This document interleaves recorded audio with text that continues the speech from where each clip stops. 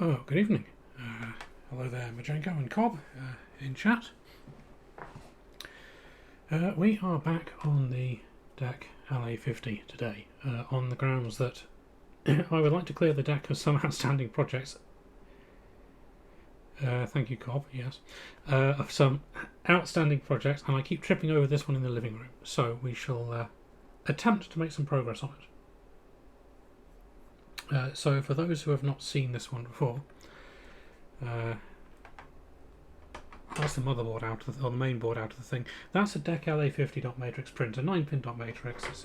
It's based on the same CITO mechanism. I think it's the 9410 that the Apple image writer is based on, or was based on. It has DEC's 6-hull graphics command set in the ROM rather than Apple or CITO's original. There are obviously more customizations than just the ROM, because it does say LA50 PCB on it there. And what's wrong with it is initially it was the paper out sensor was jammed, so we freed that up, and now it can detect whether there is paper or not, which is good. But it fails the self-test. It can move the carriage home, but then it can't move the carriage right during the self-test. So there's something wrong. As Cobb says there, it makes some funky beats when you try. Whether we'll be able to demonstrate that, because it's not all, I've disconnected and forgot to plug it all back in before starting the stream, but anyway. Yeah, we need to figure out what on earth is wrong with it. Last time we took the board out, having given up on testing what we could test without taking it out, and discovered signs down in this corner here that a mouse or two had been running around in there and leaving its biological calling cards, which resulted in an extremely corroded leg on, or not extremely, somewhat corroded leg on that IC. It's not a particularly important one, it's just the decoder used to access one of these banks of dip switches. So I've taken it out, and there doesn't appear to be any damage to the board underneath, so that's good. Had a look over the rest of the board. There are a couple of other slightly manky legs on this chip. Is the second board, or the tertiary camera going to play ball? It was throwing a wobbler earlier, and it's throwing a wobbler again. Let's see.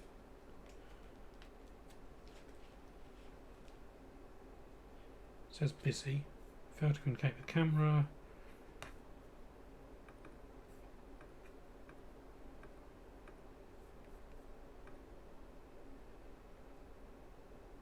Why?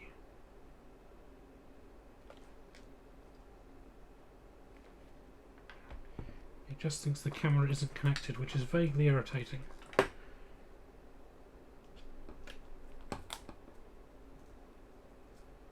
Let's try restarting it. Evening, Phil. How are you doing?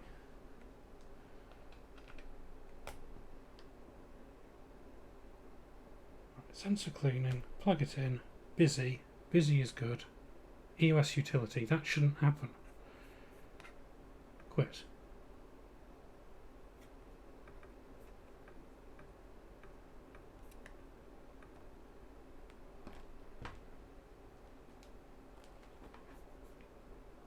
Come on, any...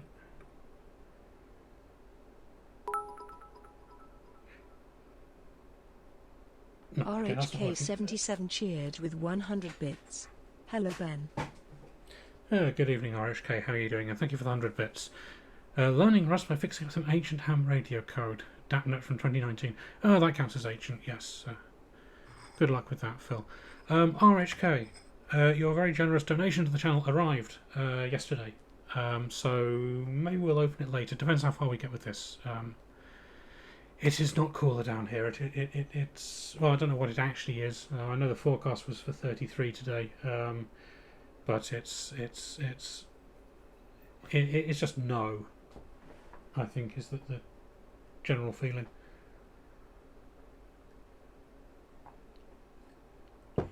Anyway, so that chip slightly corroded. This chip over here, couple of manky pins on it. What is it? It is a Tech EC0854. That smells like a ROM actually, because there's another one next to it. 0855.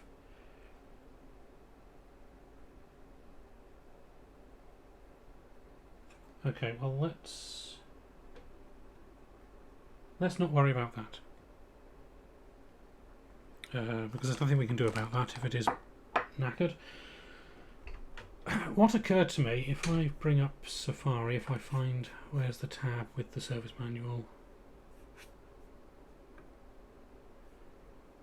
I have closed the tab with the service manual. This is why I never close tabs, folks. I know you will take the piss, but if I close tabs I can never find stuff. PDF/deck/printer/LA50. Yes, right, technical manual. And yes, that's my story and I'm sticking to it. So we want to go back here, we want to turn on Safari, connect it to BitSavers.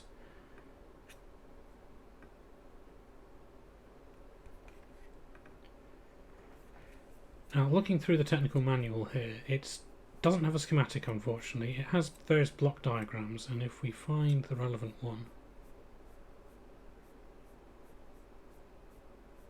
test patterns, here we go. No, that's...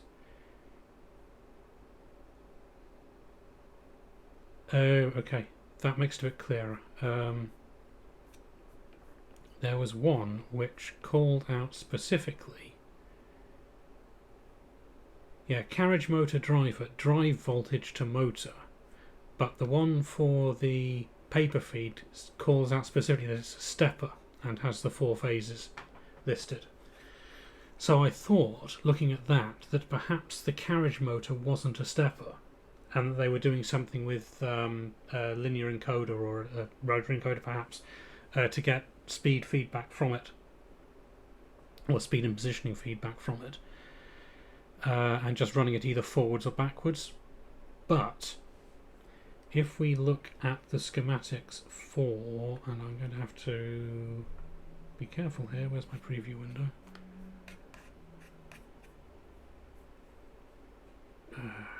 Sorry, 1, 2, 3, 4, drag those in there. Nope. Open those as a group. Oh, it hasn't opened them as a group. Thank you, preview. That's wonderful.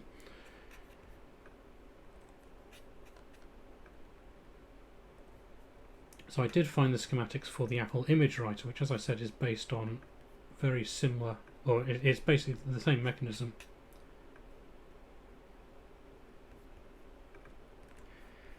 And that has over here escapement motor and index motor. Now the index motor, as far as I can tell, is the paper feed. Just has 4 drive transistors on it.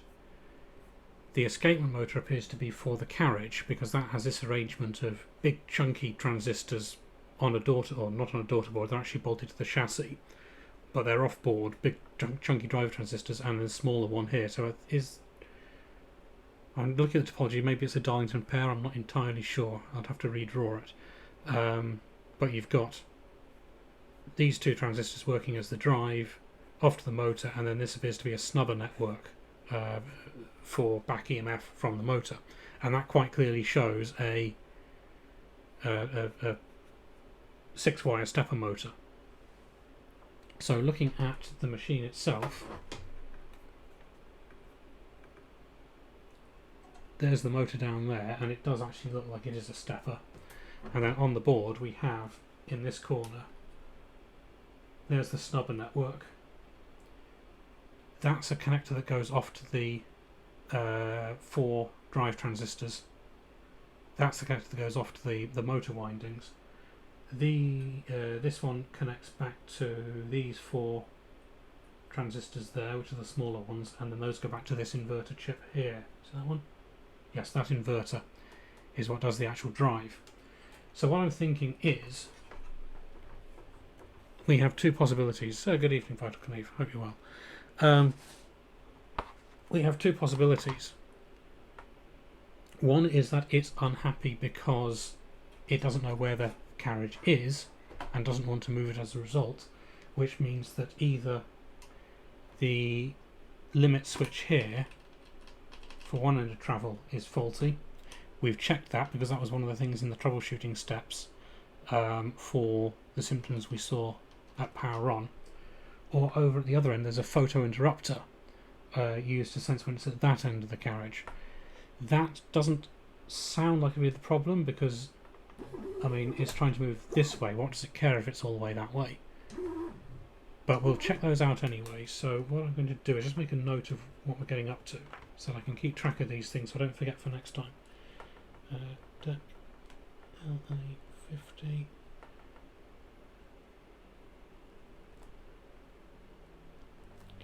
Motion repair, and today's date is the 11th, isn't it?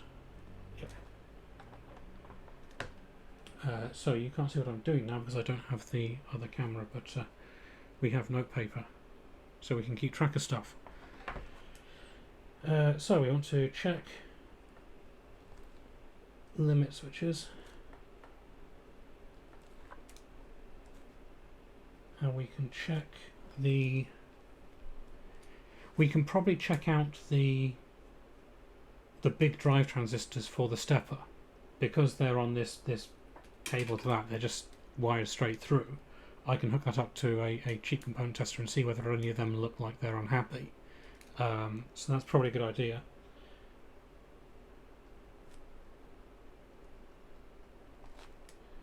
And then if all else fails, we can actually watch the signals going into the inverter there, the drive signals from the CPU, and find out what it's actually sending it. So we'll know whether it's the CPU not doing something properly or whether it's a fault on the actual drive. So that should give us some phase excitation.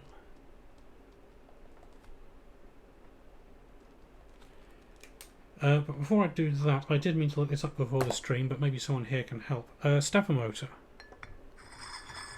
When I thought it was just a bog standard motor being driven forwards or backwards, I was thinking, well, it's an H-bridge, and if one leg of the H-bridge is dead, we might see that behaviour where it's failing to drive it in one direction. With a stepper, if you lose a phase, I thought it would jam or skip steps or something, I didn't think it would sort of end up wobbling back and forth, but I could be wrong. If anybody happens to know, I think it's centre tapped. So you've got two coils centre tapped, the centres are driven to ground, and it can drive each one in either direction. So maybe actually one of the transistors is gone and it can drive 3 out of the 4 coils or something. If that makes sense, let me know, and if it's a complete red herring, let me know. But we'll get on with checking the limit switches first, and I think the sensible way to do that is going to be, you might be able to see I have a power supply set up here. What I was going to do was replicate the drive circuit and just bias the LED on the opto and bias the transistor or photodiode and see what came out of it. But I think it's going to be easier just to put it back together with some wires tacked down to where those come into the thing. So let's go with that first, and to do that I want to get the printer out of the way, so bear with me.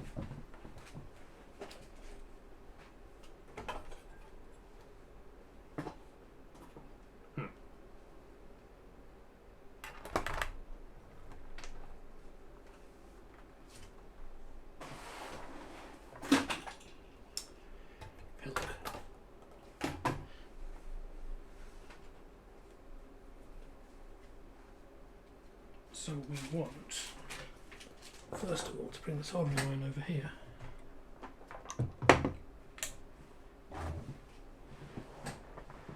Good. Oh, never mind RHA, thank you anyway. In fact, let's quickly Google that.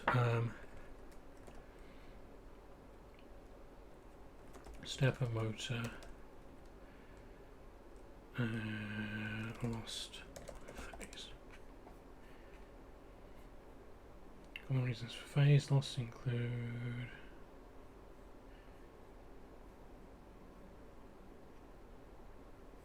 that's all that step loss, which isn't quite what we're seeing.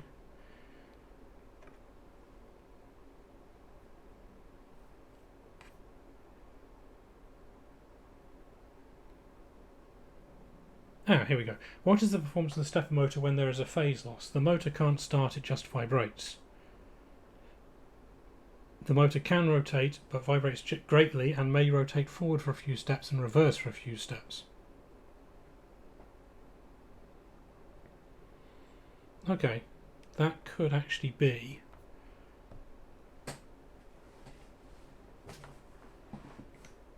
worthy of investigation. So we'll tack down some wires, if I can find a spool of wire. There we go.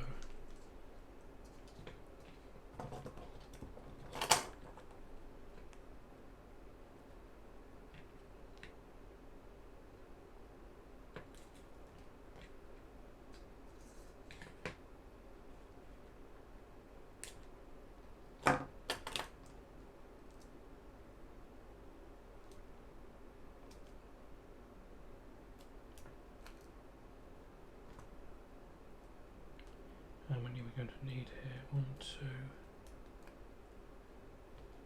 2. Let's do 6 to start with. 4 phases and the 2 limit switches.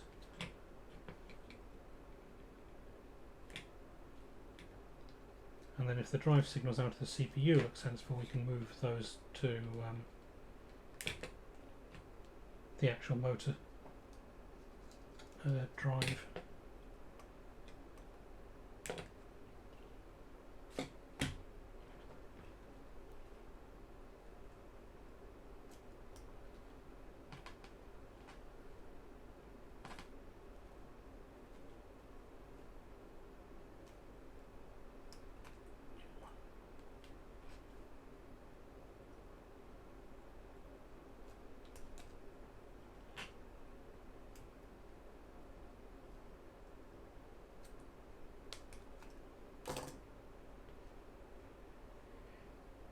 Coffee.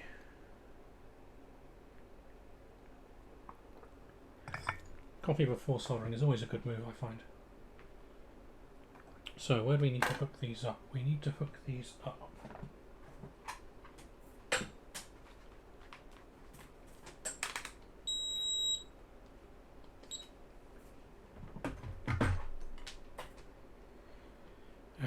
where was the technical manual? That does have a list of connectors. So carriage stop switch is on jumper 2, which is over this side, that one there.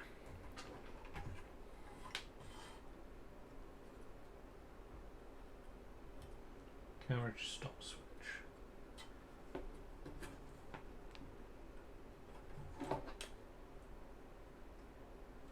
I think one of those.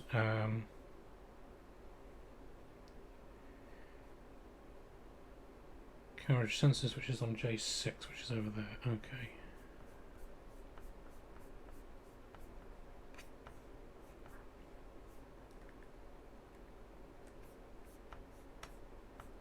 I think actually what we wanted was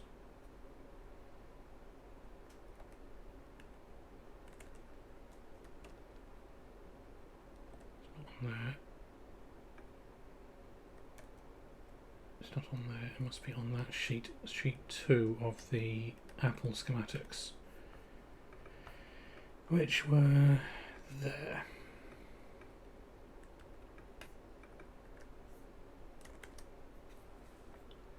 So left-hand sensor, there's the opto, 1, 2 and 3 on CN6, so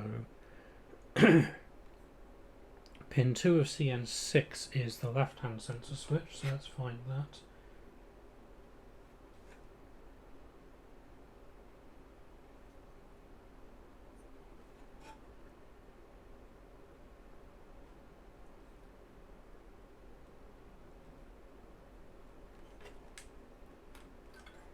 That's there.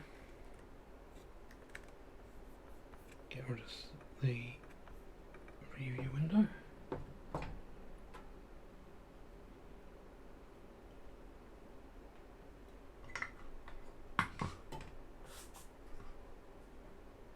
Solder. That would be useful, wouldn't it?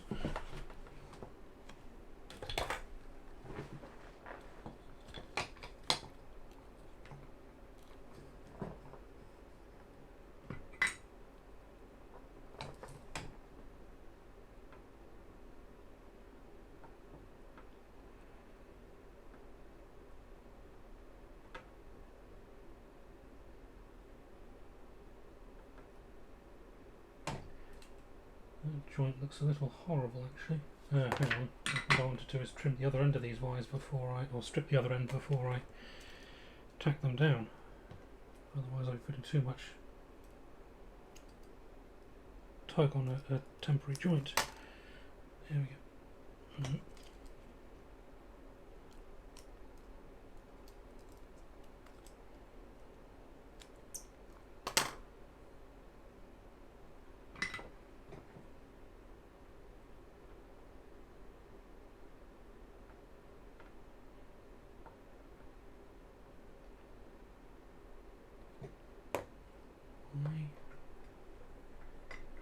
I've got cold again. I'm getting annoyed at this.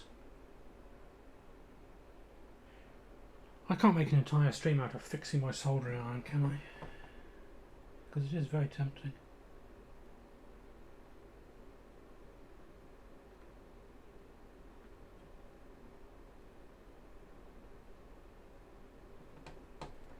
There we go. So that is the left carriage switch.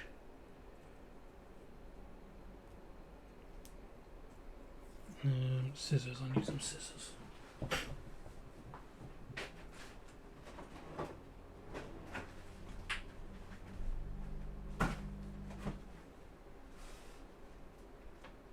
are the scissors?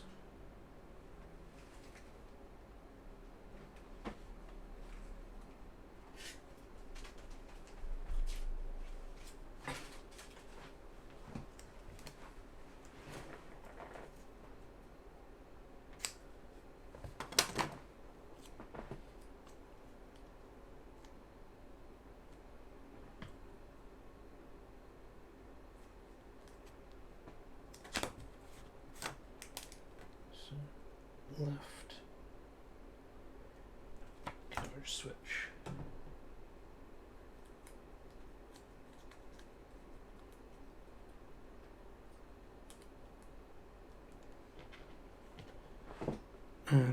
Right carriage switch came in on inclusive copper and base goes favourite place. Right margin CN2 pin 8.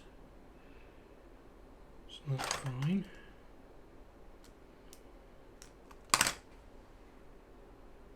CN2 will be up in that corner somewhere.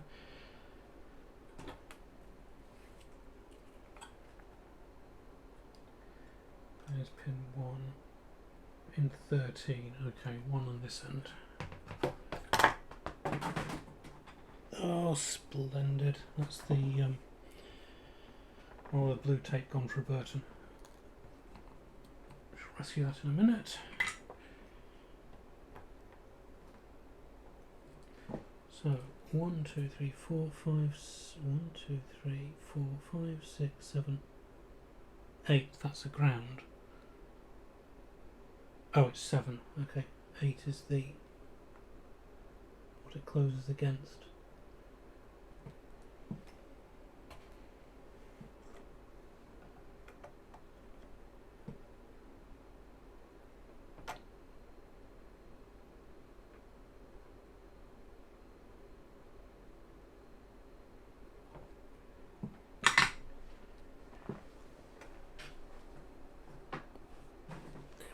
It.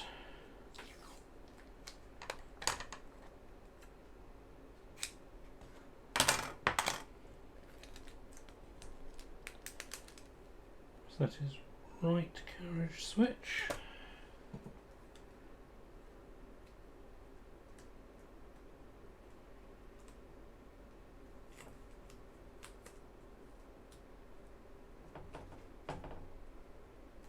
If I were bright, I would have actually written that on there twice, wouldn't I? Said it was on both sides of the wraparound, but as we have established on these streams in the past, I am not bright.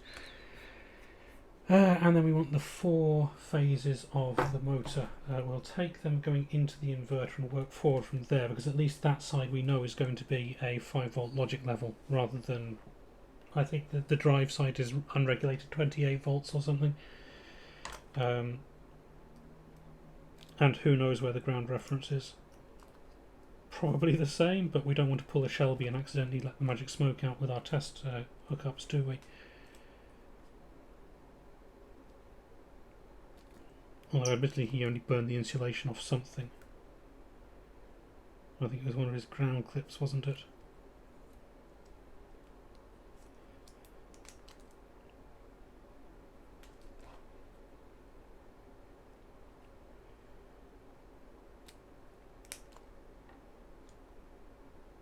Ouch, that has nudged my fingernail. Splendid.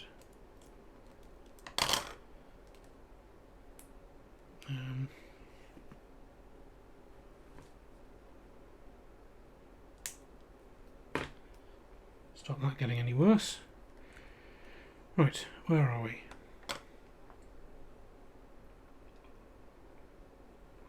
RHK, yeah, I think we can test the transistors on a, where is it?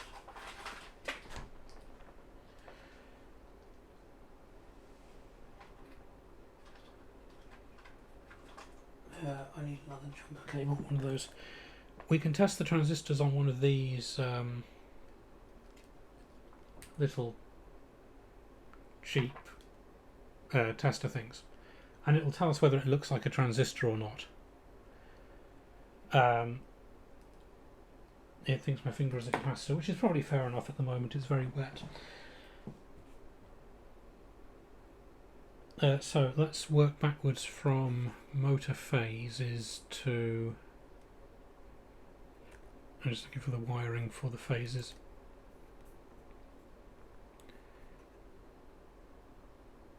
So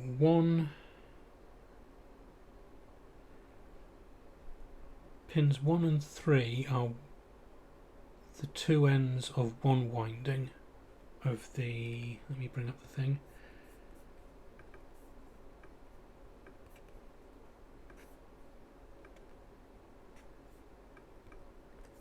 So we're looking over here at this motor. So pins 1 and 3 are either end of a winding grounded through centre tap on 5.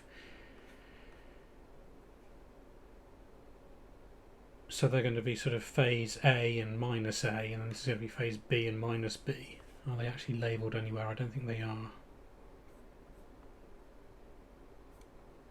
The other thing we have, actually, come to think of it, is bitsavers.org/pdf/cito/printer.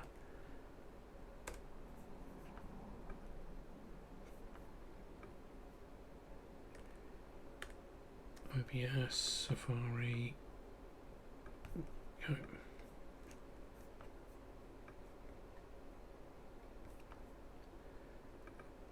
I need to see, can I set an easy anchor point on that? Transform, edit transformation, position alignment, top left, bottom right. Position 0, 0. No, that has not worked at all. Reset.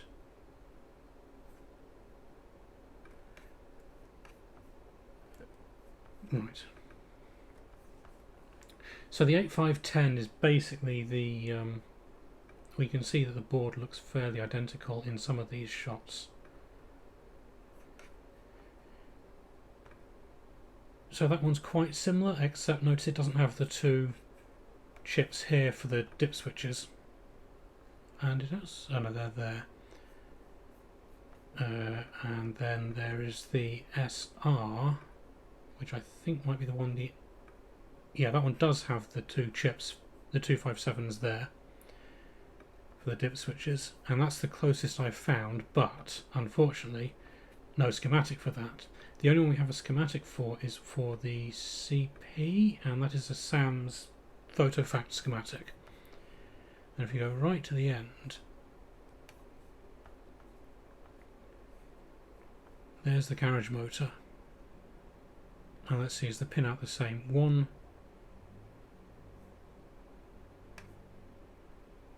So 3 is...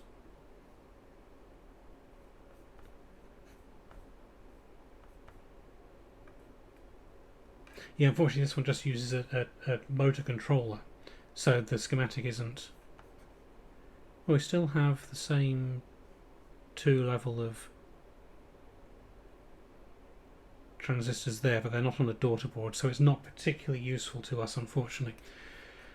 So, back to the Apple stuff.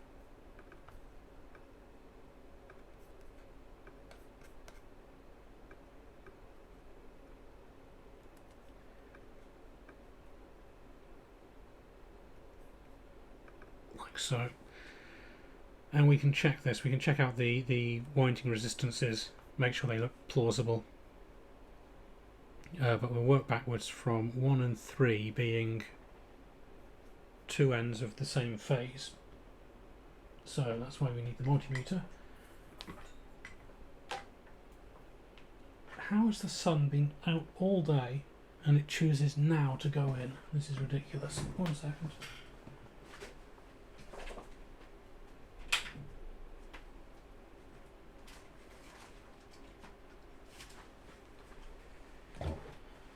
So we're coming from over here, and we'll do all this on the top surface. It's easier to see what we're doing.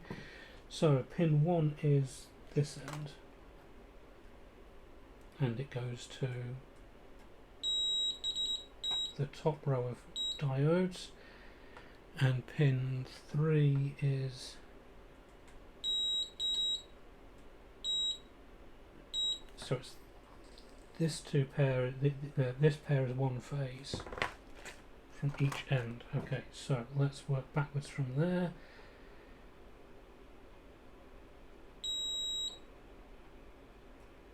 There, and that should go to pin 11 on this connector. So 1, 2, 3, 4, 5, 6, 7, 8, 9, 10, 11. Good. So pin 11, base is pin 10, is there, and that is being driven by a pin on Yeah, thank you. That's really useful. It's being driven by a pin on this thing, so it'll be either that one, that one, that one, that one, that one. So that's 1, 2, 3, 4. Pin 4.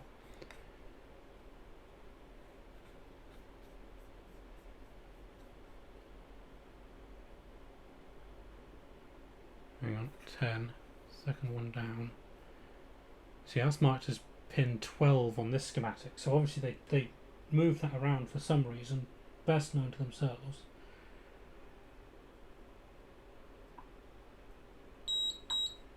So the overall topology of the circuit is the same, it's just the actual layout is not. So we'll make a note.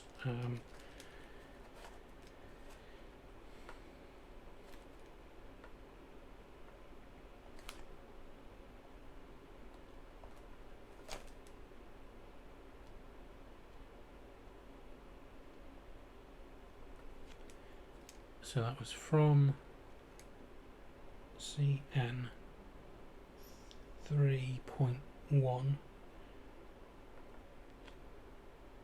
to CN8 pin 11.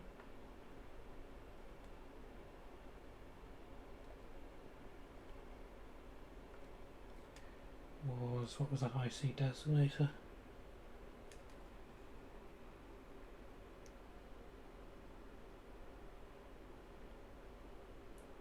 Might be 11, doesn't matter. 1, 2, 3, 4 to IC pin 4. So A minus is 3 on there, went to that one, didn't it? 1, 2, 3 went to there, should go to there. So there should go to 5 on this. And it doesn't. Oh, that's that end. Idiot. Right, 5. So therefore 4 comes from pin 2 on that IC. Right.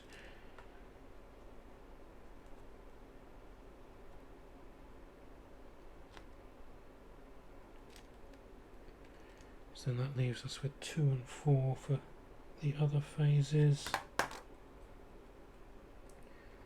So 2 from there. Should be pin 8. 1, 2. Yeah. And then 7 should come from somewhere.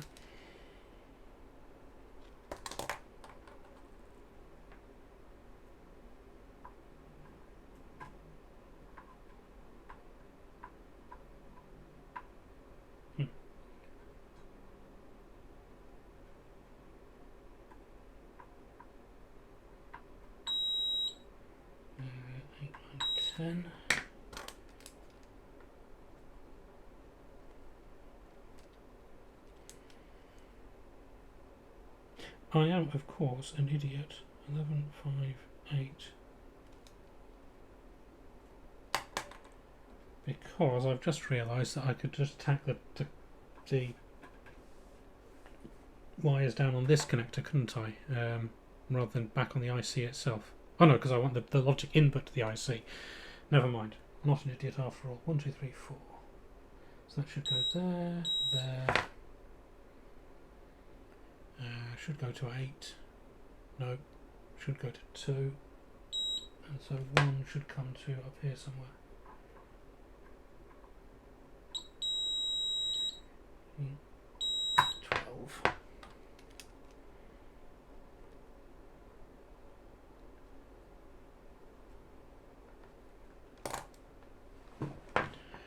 Okay, so we figured that much out at least.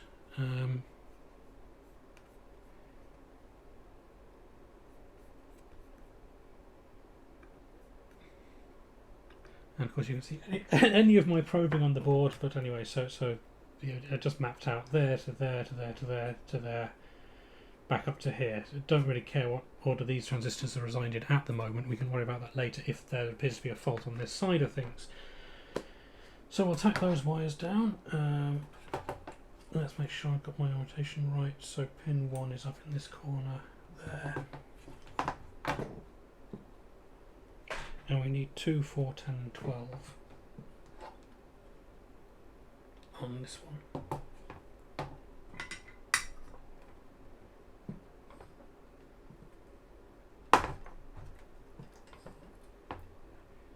So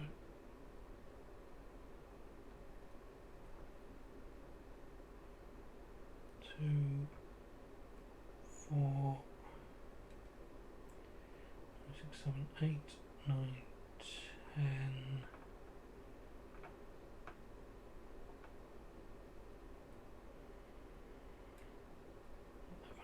12.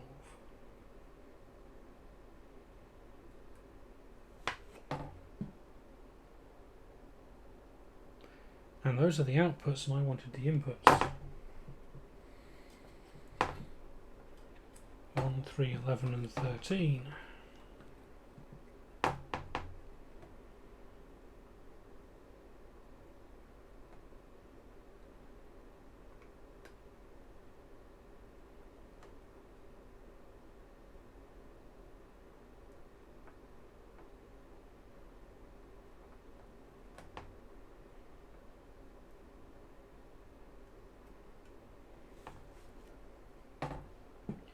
Right, so where's my little collection of wires gone? There they are.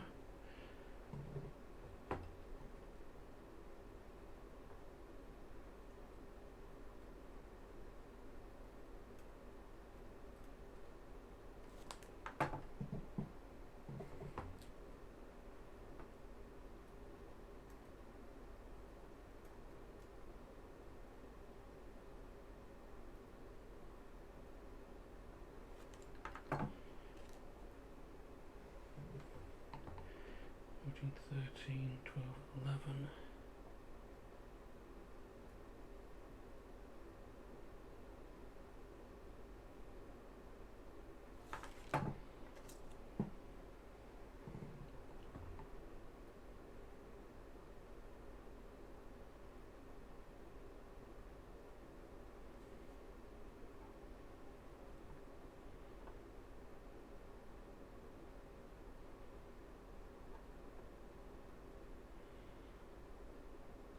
Well, that solder is a bit grim, the old stuff in here, so I'm hoping I don't have to redo too many joints in this thing.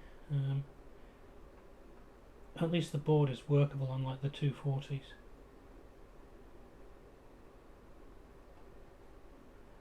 Okay. So now we just need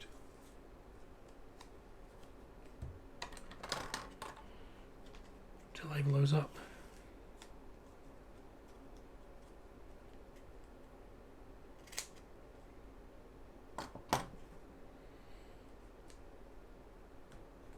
RHK, tangents for, so in other words that delivers a pulse to each phase. Okay, that's not too...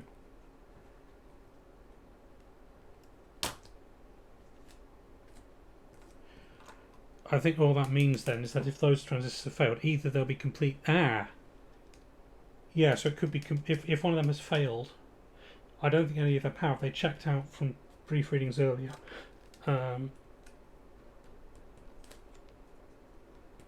but if one has failed, maybe it's pulling an entire phase low. Anyway, it gives us something to look at, doesn't it? So A minus is on IC2, that one there.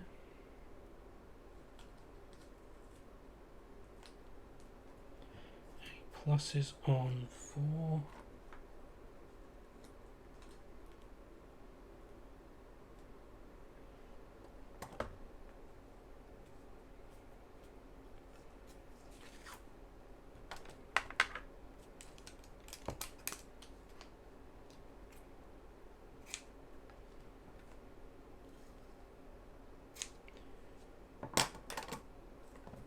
Yeah, I did look at it thinking it didn't look like it sort of felt like it might be sort of Darlington-esque sort of thing, but then I thought, well, hang on, why have they got... Well, that would involve the one of them driving the base of the other harder, wouldn't it, I think? So it didn't look like it was doing that, but I didn't investigate too deeply. 13, that one.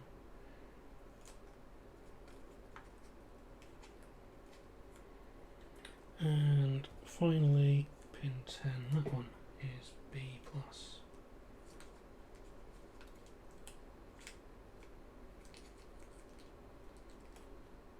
Get out of it. Right. So there we go. That's all of that. Good evening, Matt. Pigtails from DEC do have the correct connector, which is nice. Red and black wires are switched. Ooh, fun.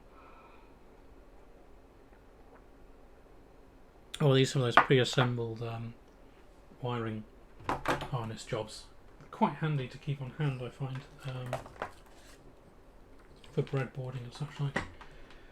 So let's get that out of the way, get that out of the way.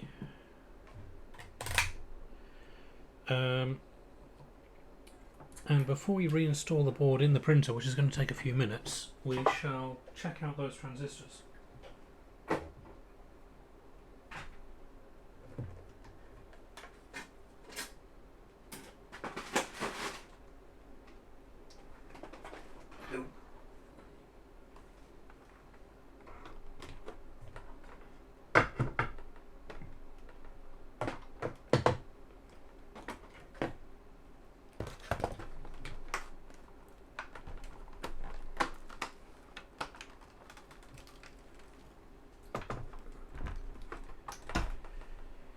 So, here we go.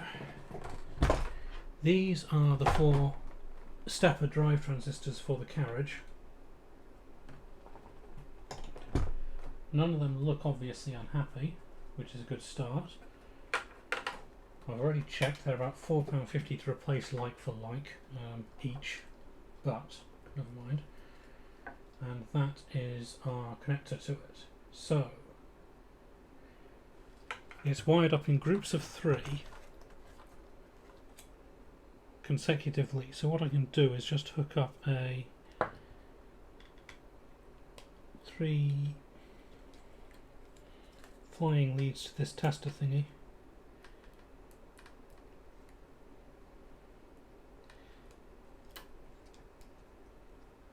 I would use the peak design one I've got upstairs, but it's only an LCR meter, so that won't work. And then we'll just try these in groups of 3 going along. 1,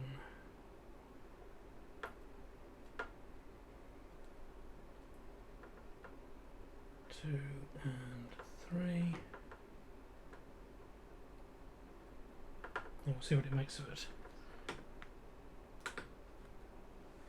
Testing. PNP transistor VF 1.21 volts HFE 247. Chloe Raccoon just resubbed for 3 months. 3 months? I'll drink to that glugs a 1.75 litre of Coke. Well, thank you very much for the resub there, Chloe, and for 3 months. Most appreciated. And 1.75 litres of Coke would also be most appreciated right now. Let's make a note of these readings while I've gone away. Whoops.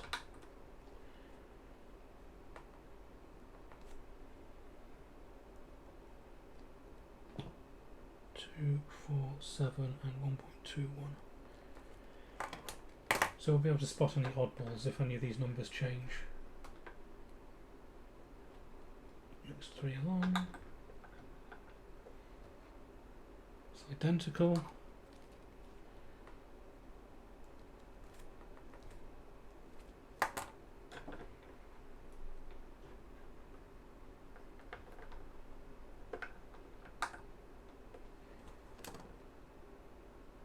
That one's slightly different. Lower HFE.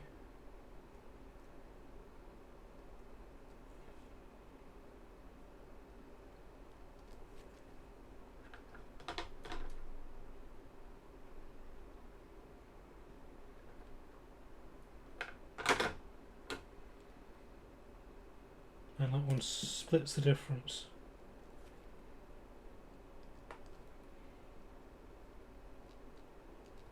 I don't imagine that's going to make a huge difference. HFE is it's equivalent to beta, isn't it? So it's just. I mean, I'm presuming they're driving these things into saturation anyway.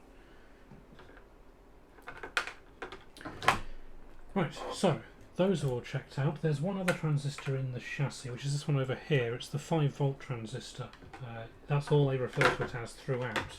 It's just part of the regulator circuit for, well, it's the main pass element for the 5-volt rail, so I'm fairly sure it's fine, otherwise it wouldn't start up at all. But we'll press the button since we're in here anyway, see what we've got. Completely different transistor.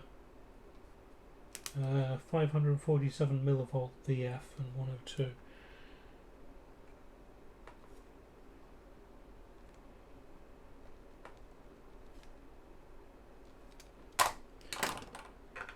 But that's fine. So we want to check out the resistances on the stepper, which will be this one.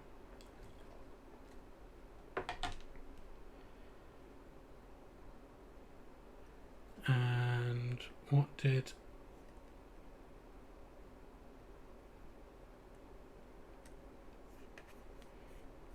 so pin 5 was the center tap for the coil that's on 1 and 3, so which end is pin 1?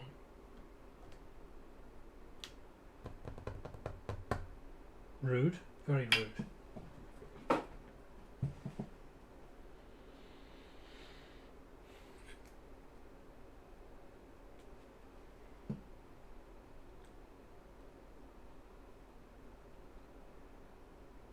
Pin 1 is this end by my thumb.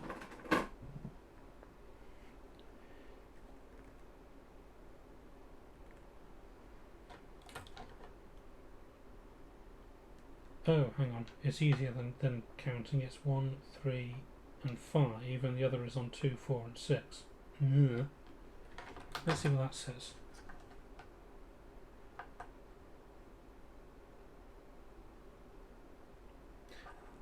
That's rather handy. 10.4 between 1 and 3, and 10.3 between 2 and 3. So it's identified that quite happily, in as much as the figures we care about.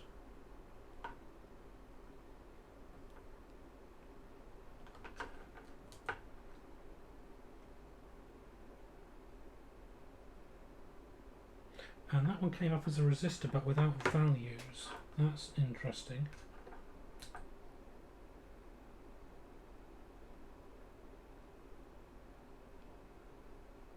Ha!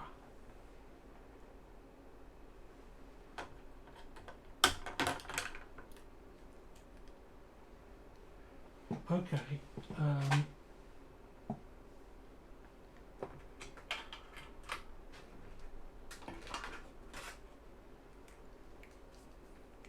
I need the multimeter. Where have I put the multimeter? I put it somewhere because it was annoying me.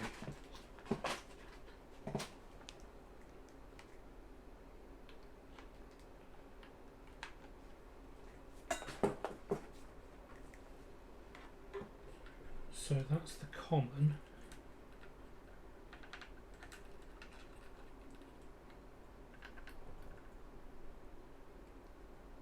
Let's check the winding, the two ends.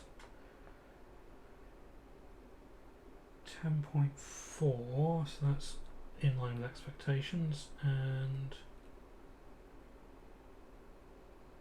10.7. Okay, yeah, so they're all pretty much around the 10.5 mark, which is what we expected, or what you'd expect from a stepper. So, right, so we know there aren't any open coils, there aren't any blown transistors. Well, we don't think there are any blown transistors. So we'll have some coffee and we'll put it back together.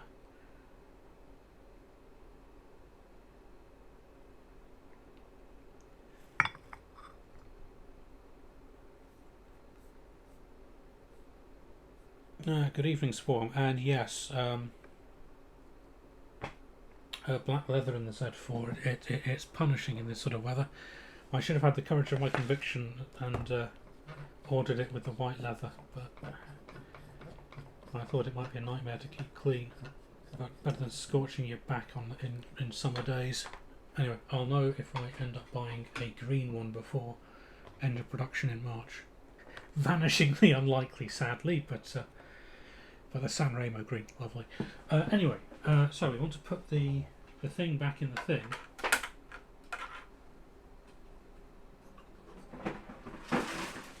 Whoops.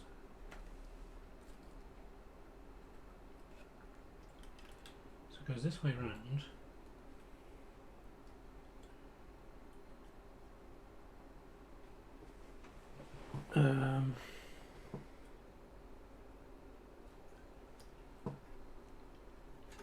How do we reattach all these cables? This is going to be fun.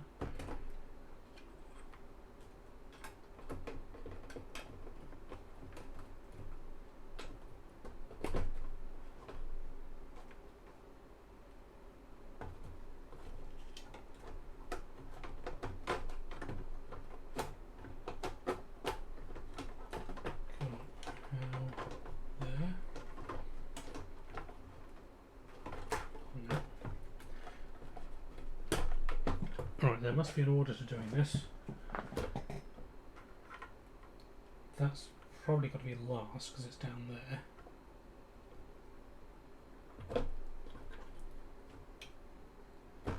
That one's there, that one's...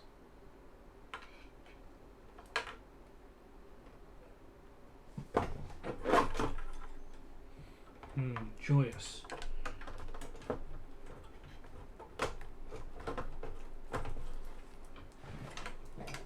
Okay.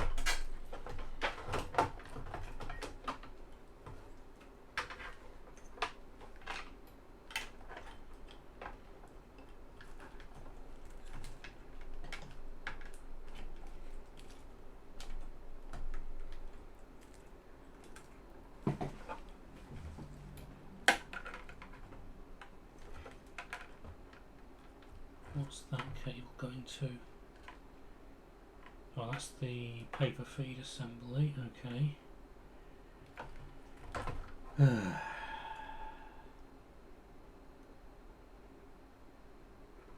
one goes there.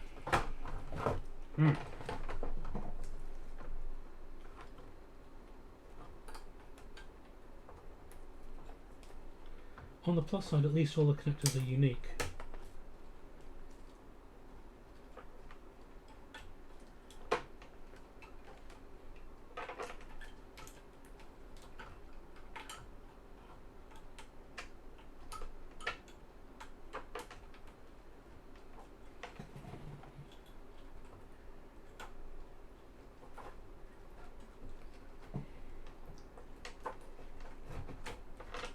That one is the 5-volt transistor, goes up there.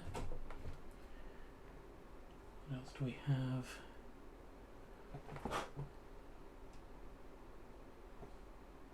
Print head there. Main stepper there.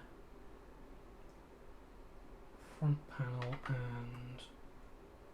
oh, that's paper drive. So what on earth is that one over there? Well, doesn't matter.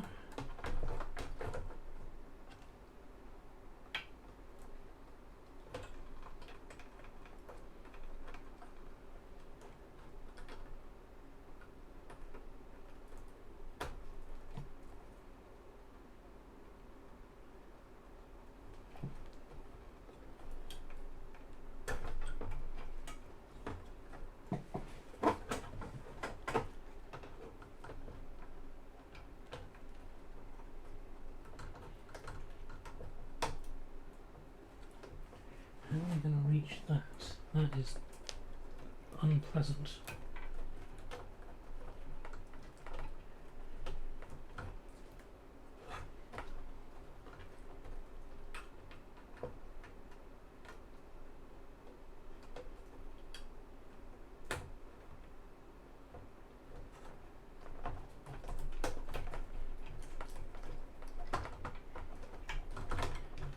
Maybe we just don't connect the print head at first.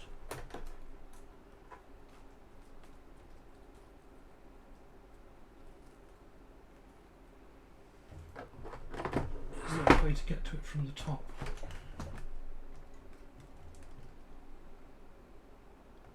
There is not.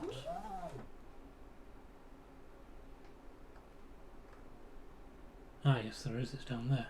Right, okay. You connect the print head from the inside. Never mind.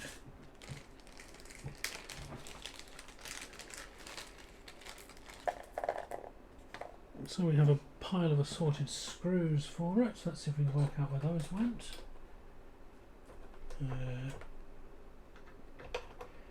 These thumb screws for the PCB. I remember that much because I didn't spot them the first time.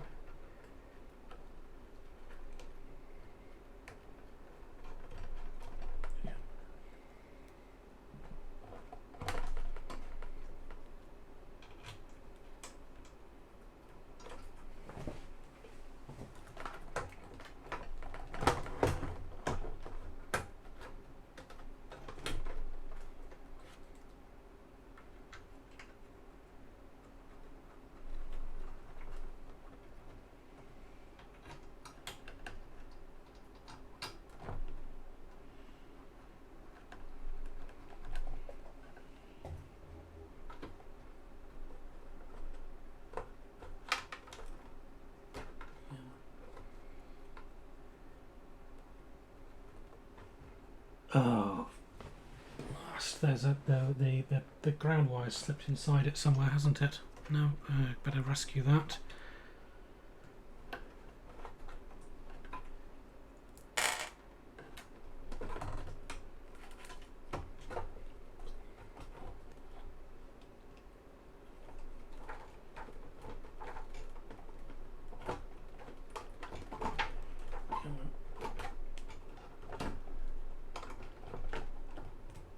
No, where's it gone?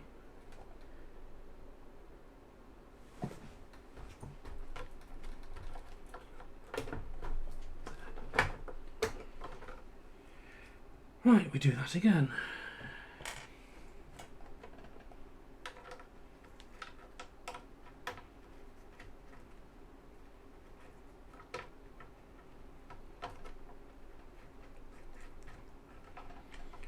What time is it? Oh god, it's gone 7:05.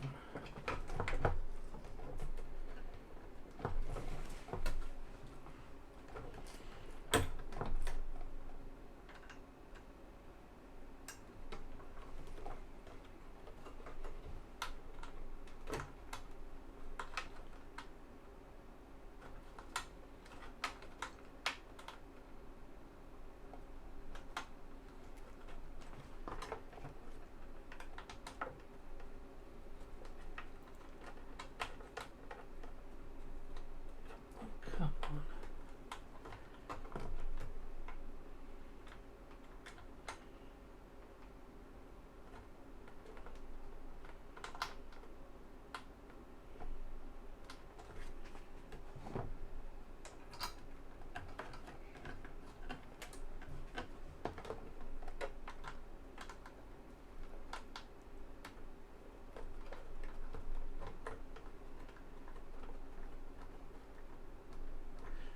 Okay, and then we need to bolt that ground strap down there,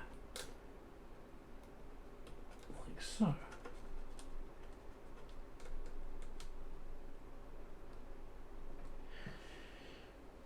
And while we're at it, we'll just quickly check that I can use the chassis ground for the start probe.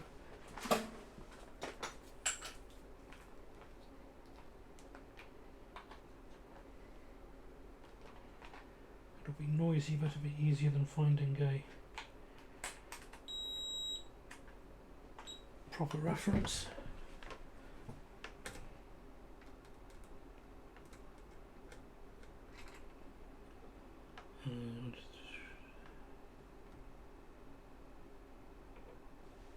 No, you cannot. Oh, interesting.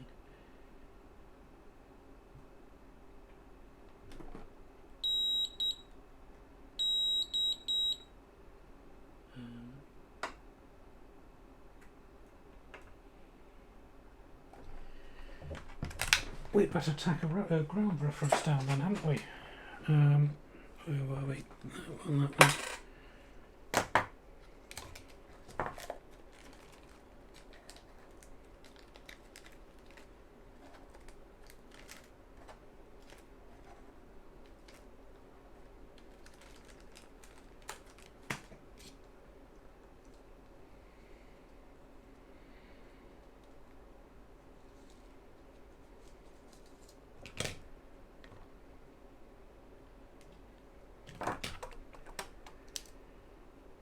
Oh, this is going well, isn't it, folks? Over an hour in, and we've yet to actually take a single... Oh no, we have taken some measurements.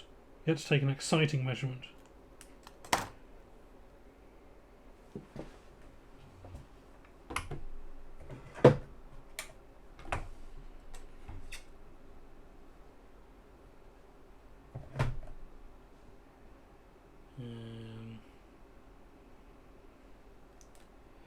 That one was...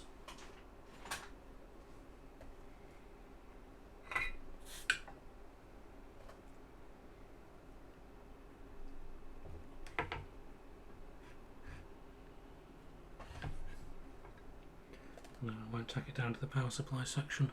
I mean, it's tempting because it's nice and big, but it's also nice and big.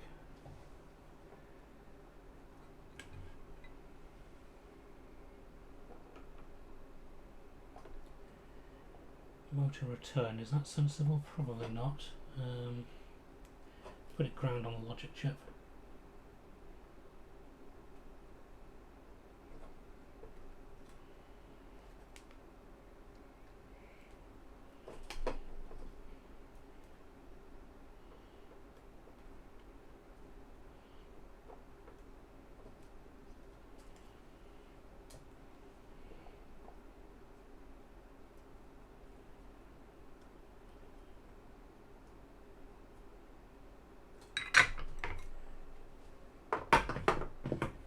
There we go.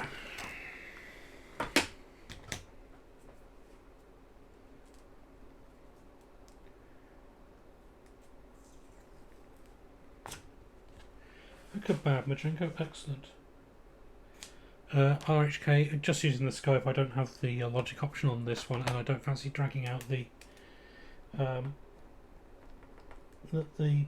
analyzer itself. It's upstairs at the moment, and it takes up far too much room on the kitchen table.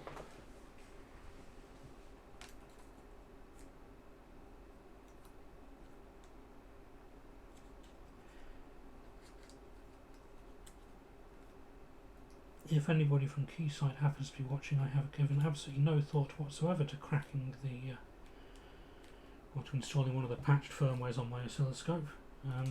But when they took away my mountains, I was sorely tempted. Used to like the mountains. Right, okay, so that's back together. What we need to do is figure out how we're going to run this.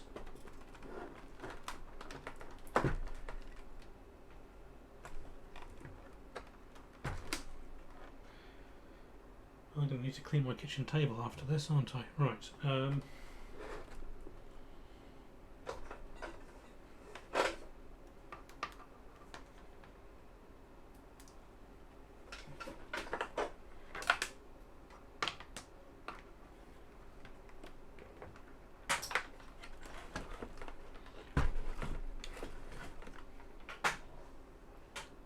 So let's start with the carriage position sensors. So we want that ground lead there,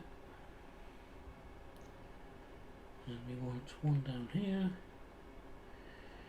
We want some witches' hats.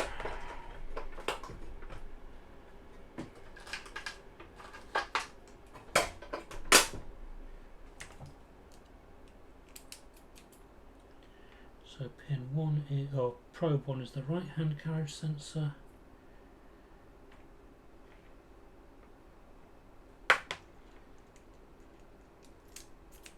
And probe 2 will be the left, which is up here.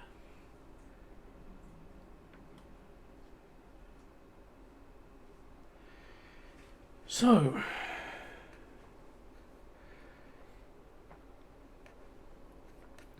we want to bring up the bear with me, 1, 2.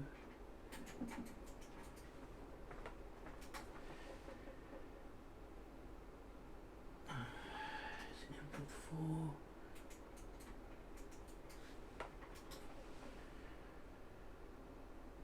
There we go.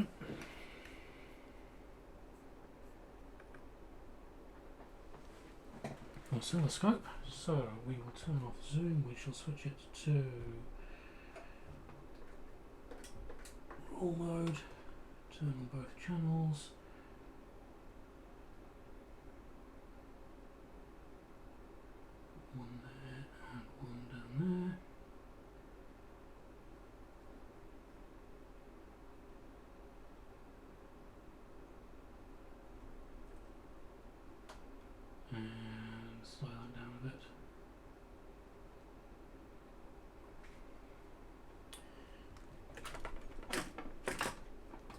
Now, fingers crossed, folks, when we apply power, this doesn't go up in smoke.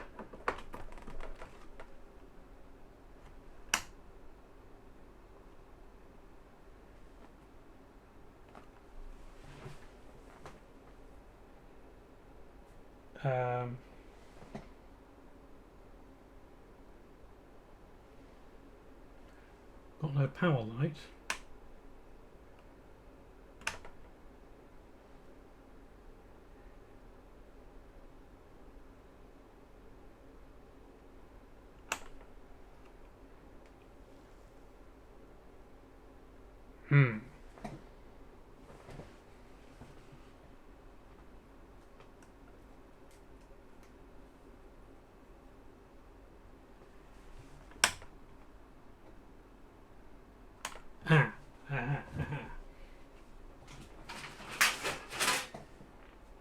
Might be the safety interlock.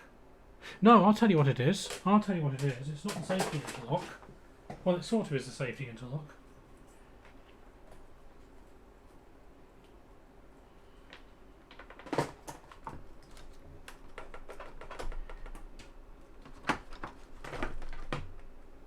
The print head isn't the only thing that needs to be connected from the front or from the top.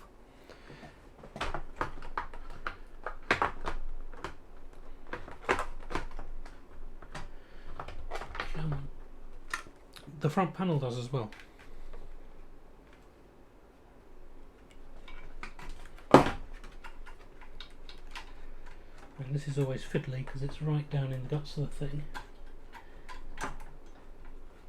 So they went to all the trouble to make sure that all the connectors were unique and such like, and then made sure that you couldn't bloody reach one of them without, there we go, major amounts of faffing around. Oh, and the ground lead for the front panel as well, let's not forget. Oh, that's the one that goes to the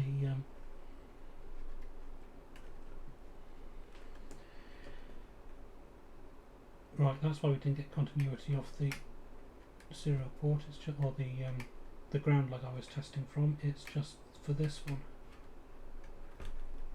So there was nothing at the other end of the wire. Right, okay.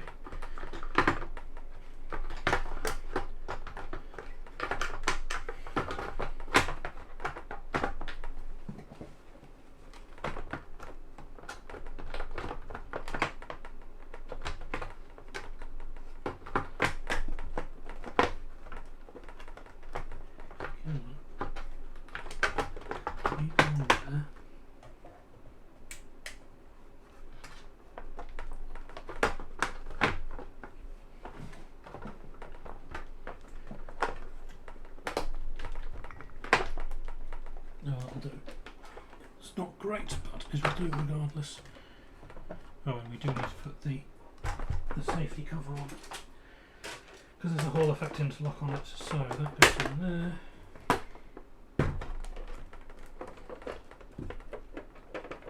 At least I think it's Hall effect. It could just be a reed switch, but it looks like it's Hall effect.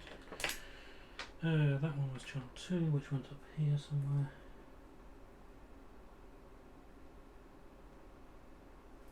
Ground.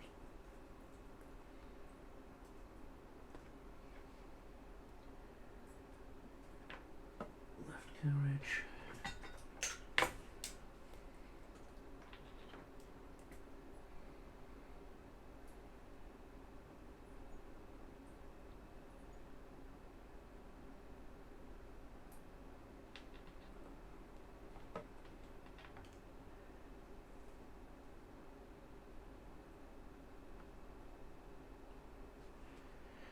Okay, and we'll try that again.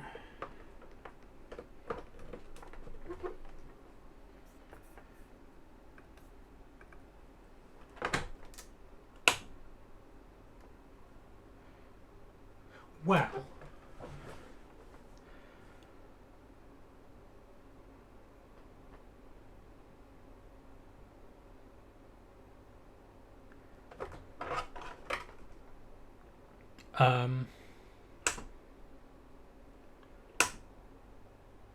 I have a fault light and that's it.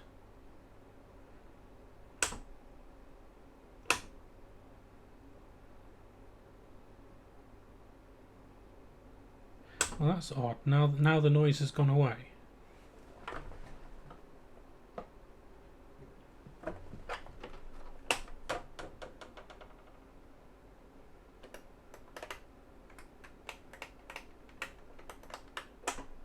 Let's try holding line feed and getting into a self-test.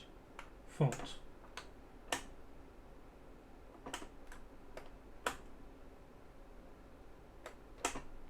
No, it's going straight to fault and not doing anything else. So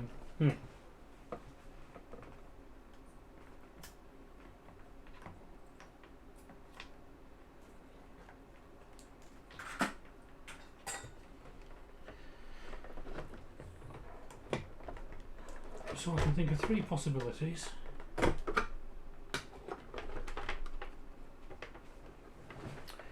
One is that I have messed up and reconnected something incorrectly, but I don't think so. I'm pretty sure everything was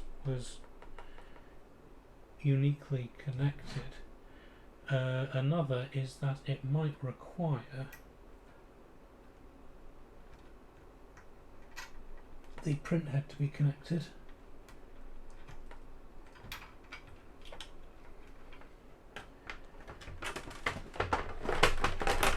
And the third is that it might be unhappy that the 74LS257 isn't there. I would have thought that would just result in it being on, thinking that all those switches are either open or closed.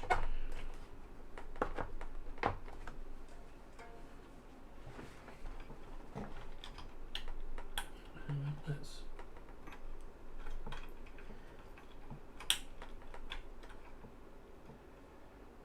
see.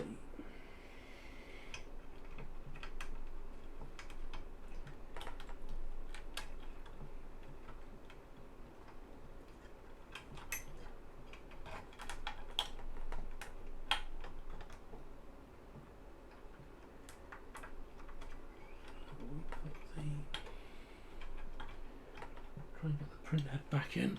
Oh, you can't see.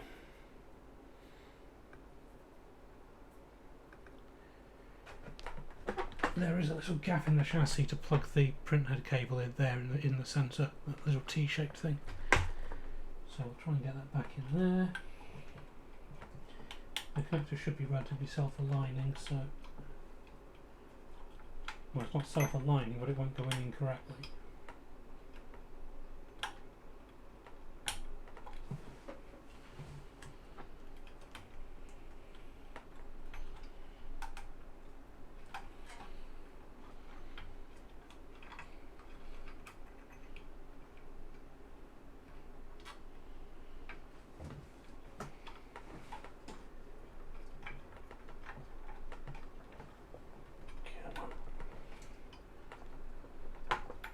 Nope.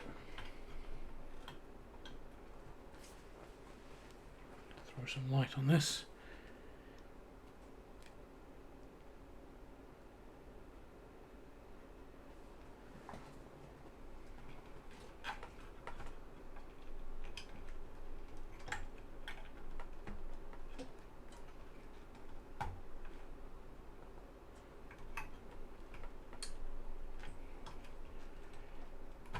There we go, got ya. And tuck the ribbon cable back under its little clip there. And we'll apply power and see if it comes up this time.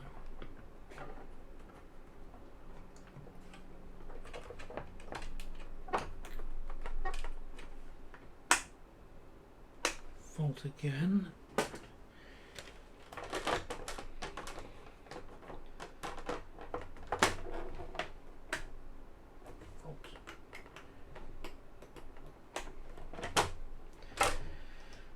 Okay.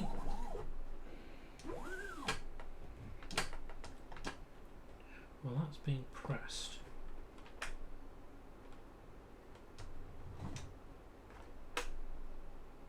Oh, I don't have the probes hooked up to the oscilloscope. No wonder I'm not seeing any activity there.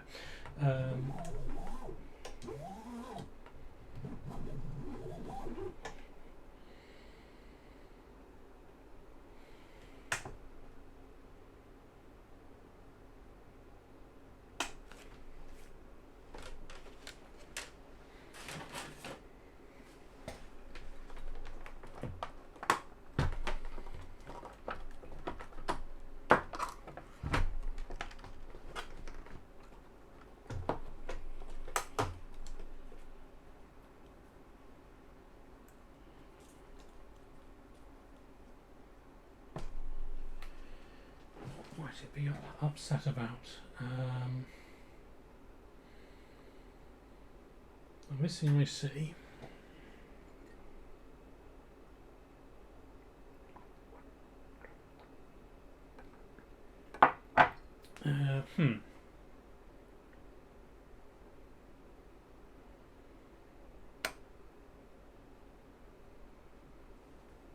Just double check I haven't missed any connections out on the main board. I've killed the power. Yeah.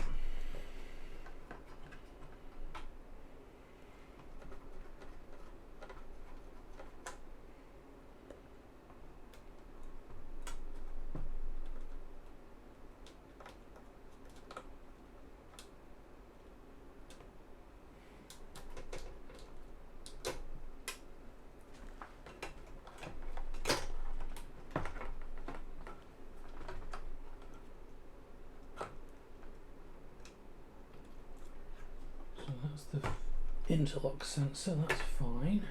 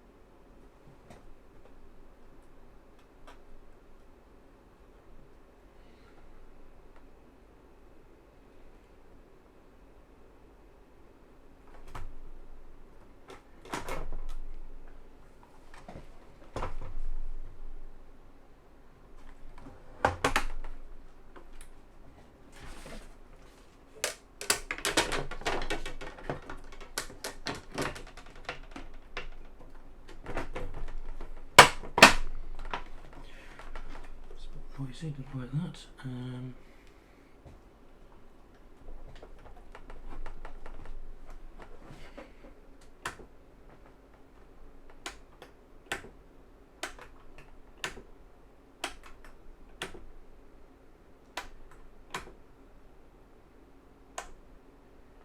Something's trying to move.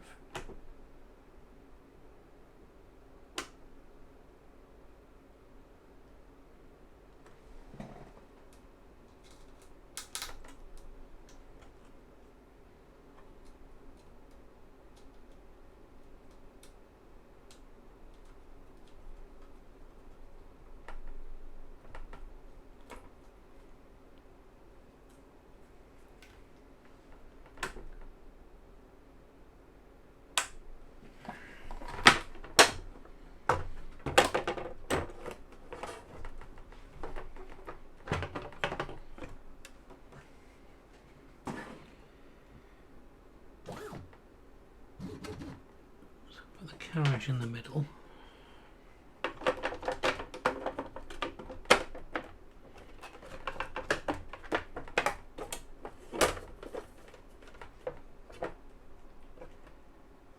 Try these probes again.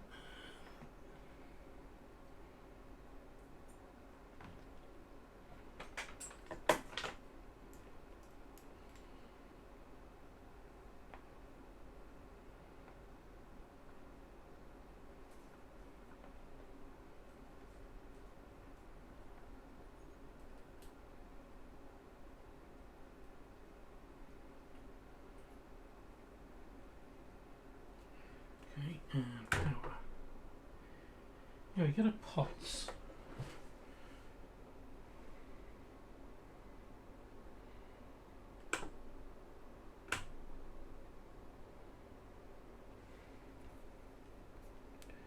Let's bring that back up. So we get a pulse on both sensor switches, carriage sensors immediately on power up, and then they go low again. So let's try homing the carriage.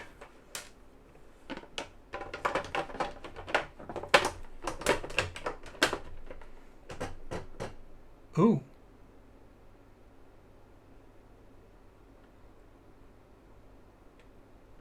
Why is that at minus 5 volts? Interesting.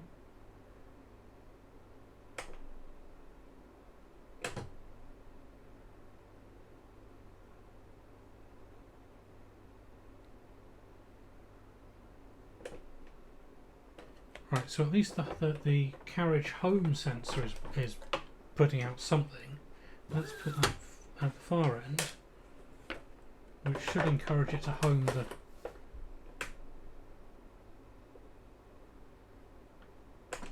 And that also is a negative. Measurements. Clear measurement 3. Back. Source 2.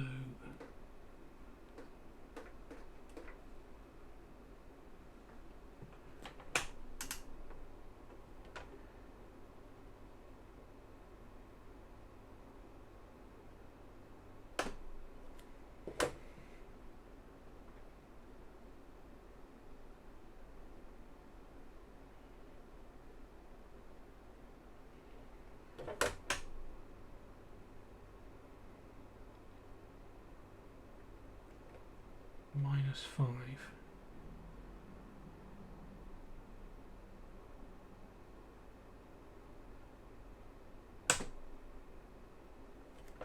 Weird.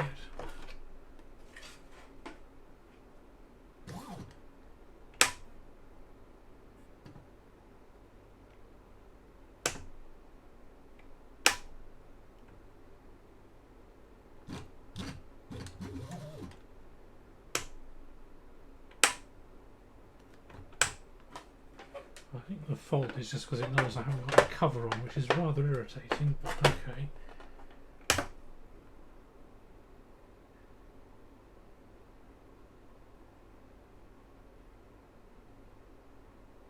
Why is it now back?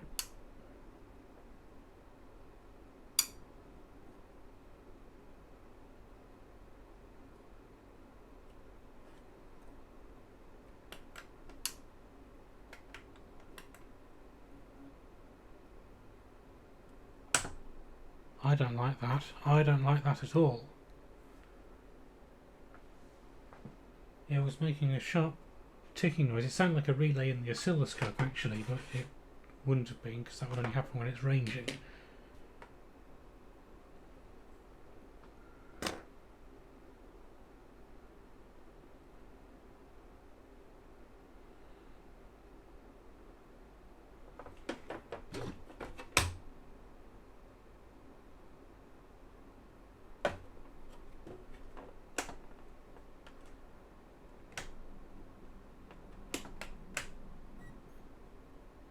Oh, we've got a ready light now.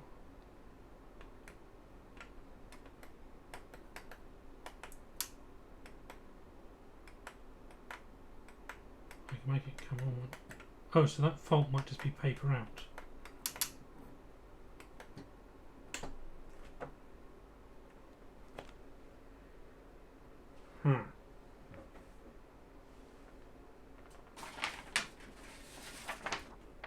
Feed it some paper.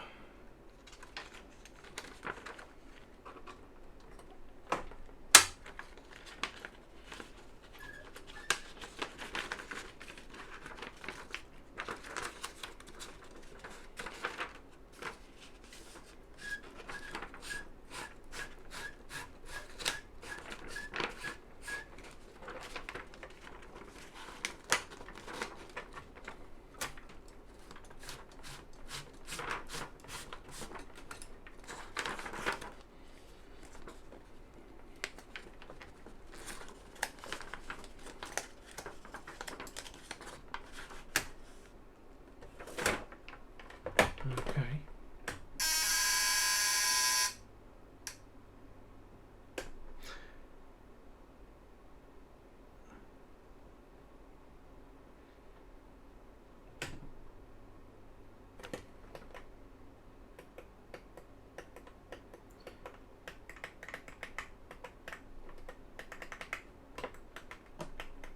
Hmm.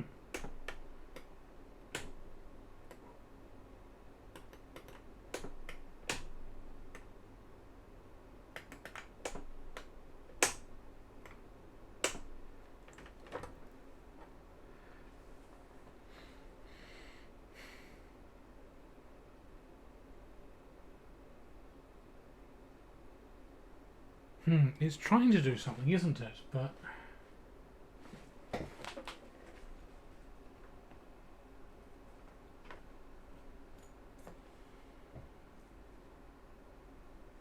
Let's try taking a look at some of these motor phases. Which was that one? B plus.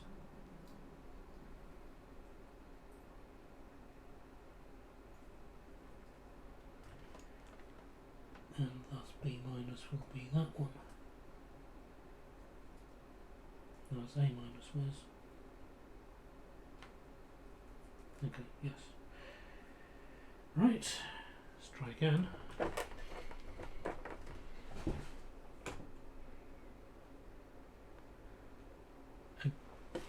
Again with the negative voltages.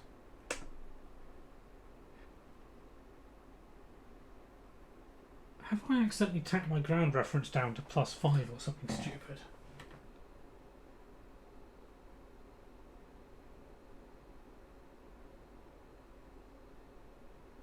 No, that's definitely a ground pin.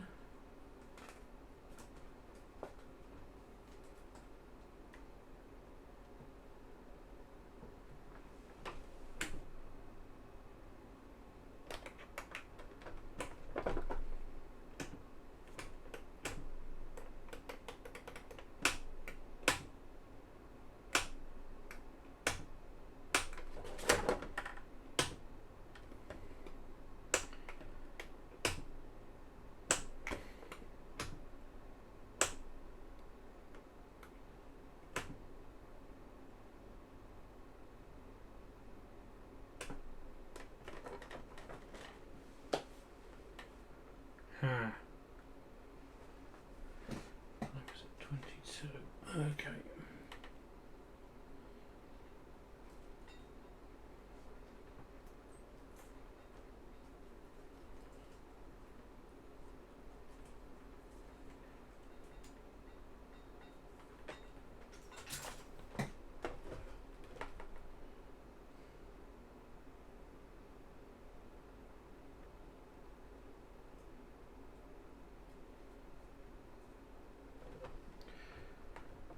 Right, let's revisit.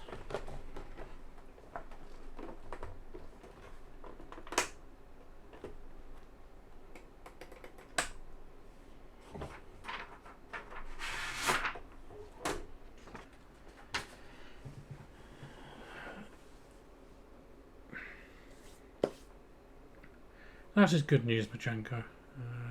And also good news that Swarm has found himself some new gnarly bass-pitched beats and such like for the Broken Printer Symphony. Right. Let us revisit the schematic. So bearing in mind that we know the rough circuitry is the same, just not necessarily the pins, and that's not the page I wanted. I wanted page 2.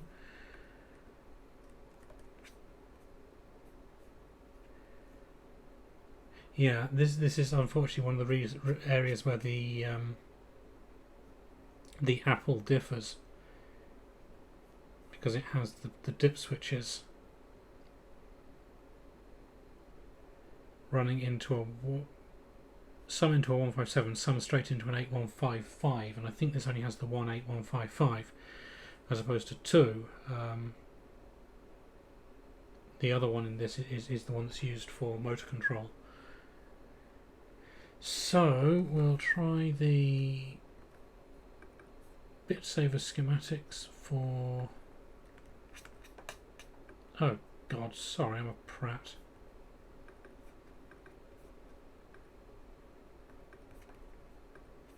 That's what I was looking at. You can see the switches run into some through a 157. What's it actually doing? Oh, reading 2 different halves of switches. Some go straight into this 8155 combined RAM IO and timer chip. Some go through a 157 multiplexer. Similar arrangement on this, I imagine. But what we want to do is bring up that and see if they're in this document anywhere. So that's all motor control.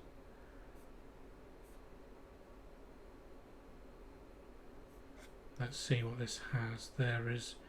No, this is for the one that doesn't have a pair of 257s either. I'm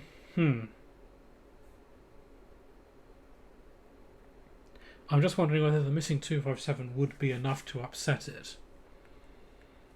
What does the Apple have?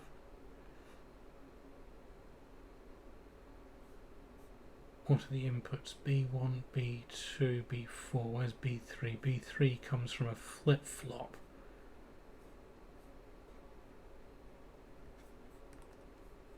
Oh, okay, maybe I do need to refit that chip, which will be unfortunate because I've got a fresh one on the way, but it's not here yet.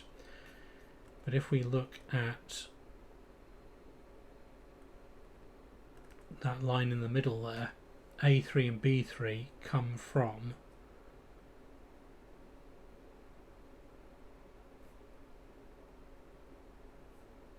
C2. What's this? A? Clear.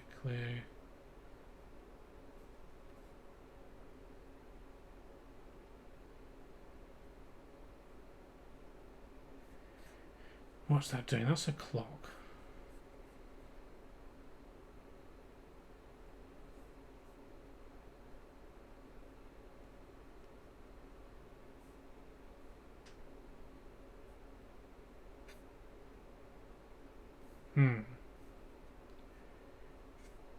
It's doing something. So it is possible that we've pulled a chip that it does actually need to use to do something other than just communicate with the dip switches, which would be unfortunate. It's 22. I could try reinstalling it, but I'd rather reinstall the clean one. I don't know what IC12 is on that diagram, unfortunately.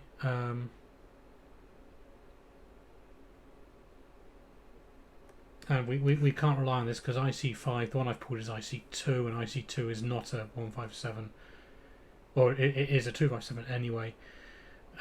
So this is just sort of a rough idea of what it might be doing. So let's have a quick look at the board and see if we can figure it out without taking it back out again.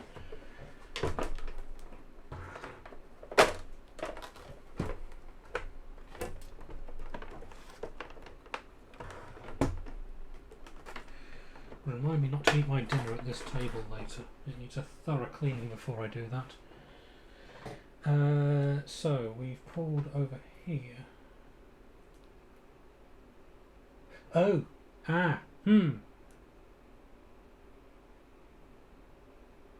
The safety interlock might run through it. That would be unfortunate.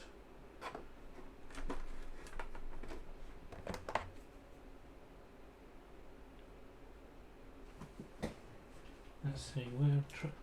Great, all the traces are on the other side.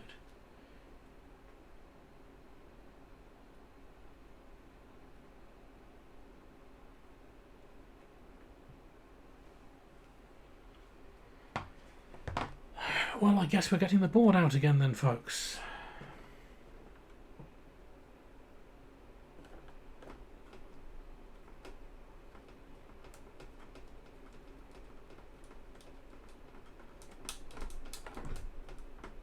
And we're going to unplug the power before we do that.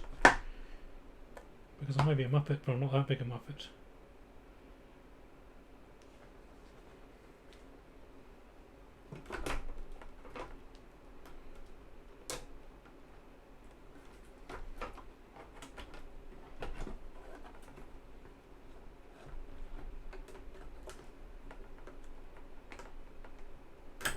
Sorry. There we go.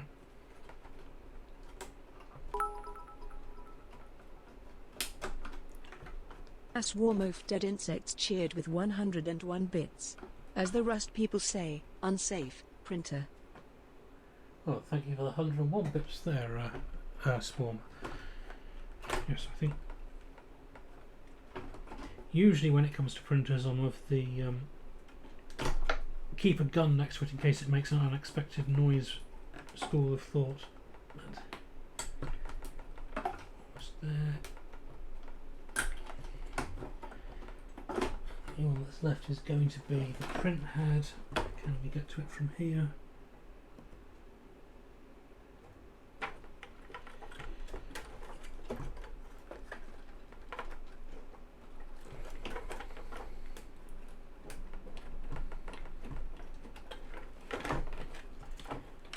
5-volt transistor.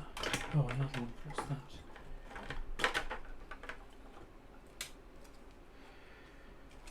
Okay, so we're back where we started.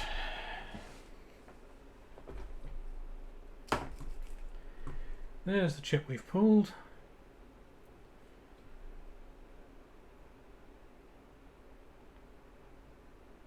And let's see if we can work this out.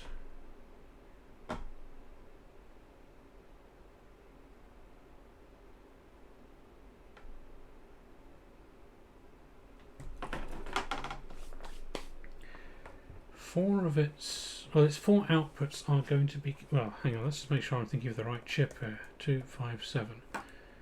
It's a quad 2-to-1 data selector. Yes, okay, this is the chip I was thinking of.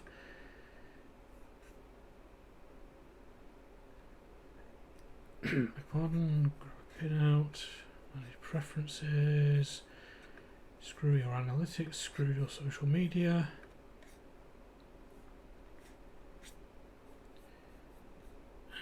Datasheet. So select is pin 1, then we've got 2, 3, 4, 5, 6, 7.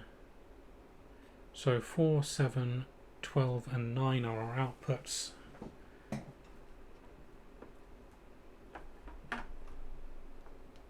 Coffee.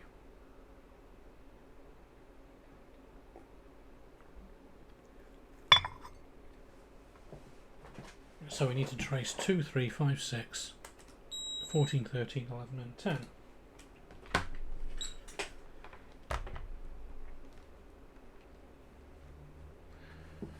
We could just put the other chip back in, but then I'll only have to remove it when the replacement turns up. The chip tested out okay in the Mini Pro, but it does have a nastily corroded leg, so I don't want to reinstall it if I don't have to.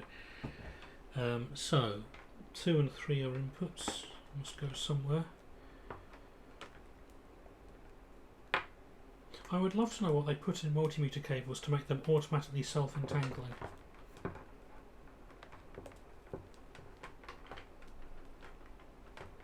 Here we are. So, pin 2. Let's have a look. 2 runs up to the bank of dips, which is by the looks of it.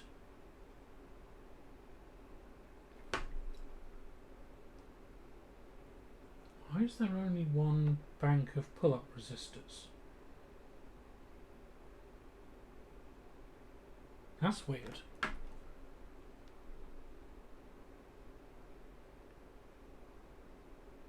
Is it weird? Yes, it's weird, because you need to be able to read the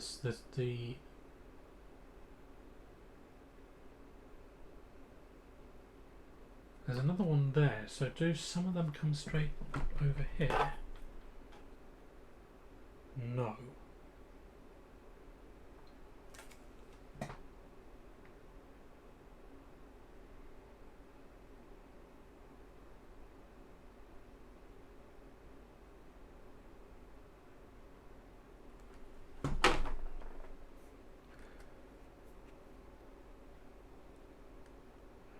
Now let's have a look, see where the safety interlock comes in.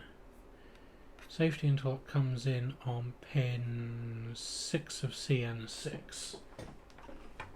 CN6.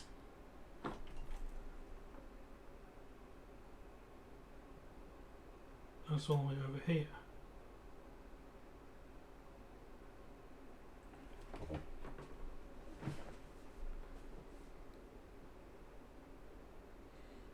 And run straight to a pin on one of these 8155s, which is there. It's the only 8155 in this one.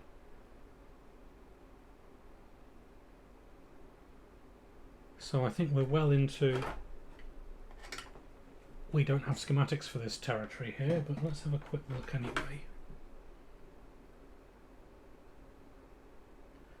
6 will be there.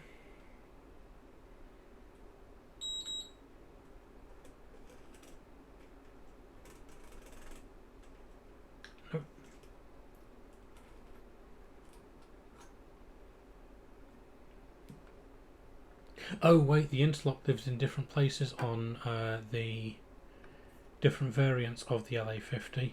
That's fun. Let's see. Paper house and carriage stop switch panel connector. No, I want the IPB, don't I? That'll be easier.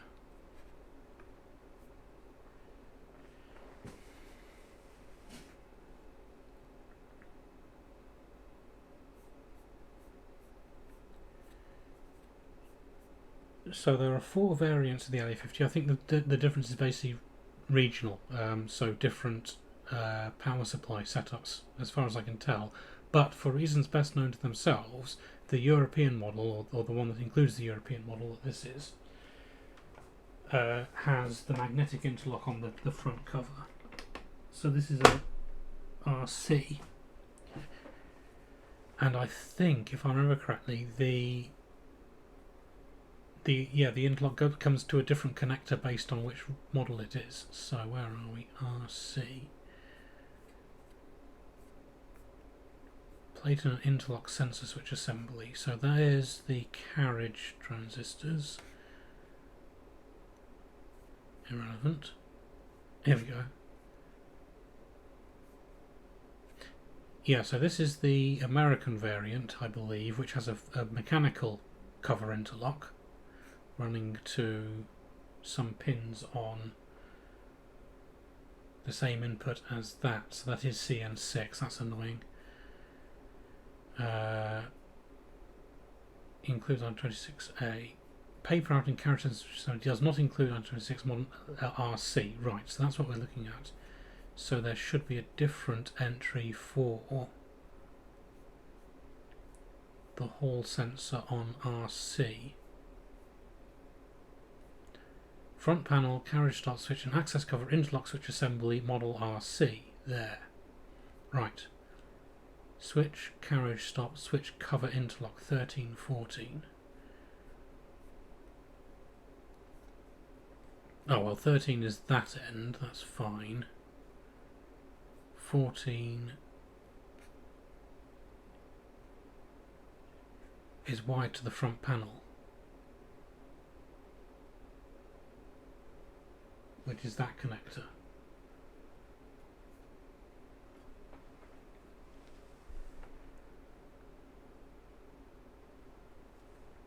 Right, so it is plausible that something from there is coming through that chip that we've pulled, and it just thinks that we don't have the lid on.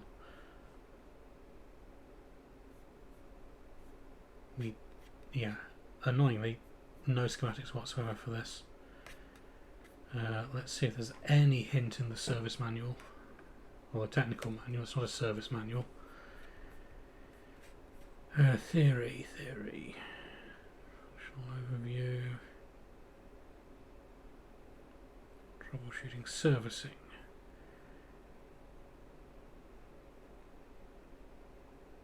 Front panel carriage stop switch and access cover interlock 619.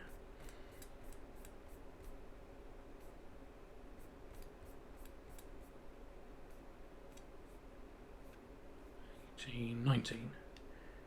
That's just replacement procedures.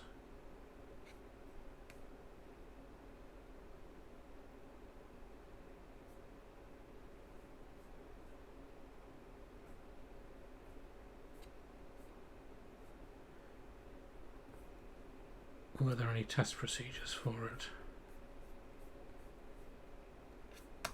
Scroll straight past the table of contents. There we go. Servicing, removal and replacement, lubrication, troubleshooting. Section 5, but it looks fairly short.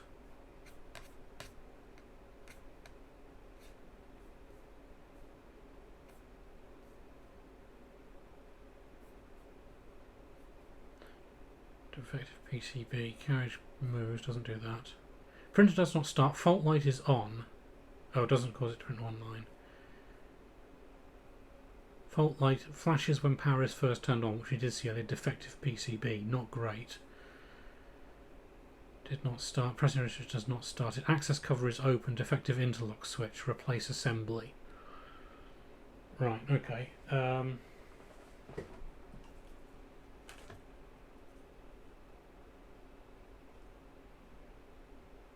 let's see if we can tell from the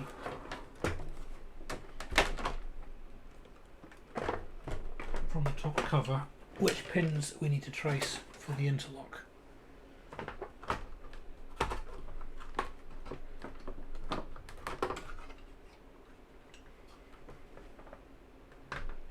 Comes along there.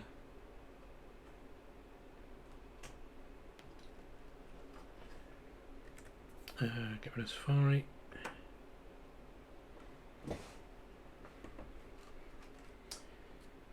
Yeah, it would be nice to just order a new one, wouldn't it? So we've got black and black. They aren't actually connected to the front panel PCB at all. They just run through there to...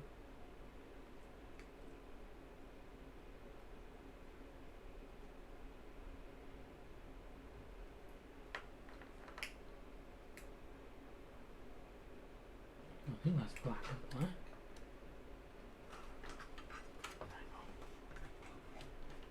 Oh, yeah, there's no PCB installed. I can just unhook the ground lug.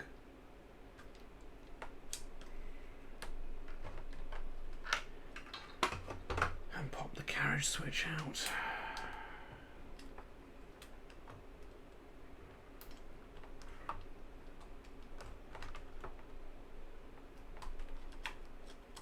Like so.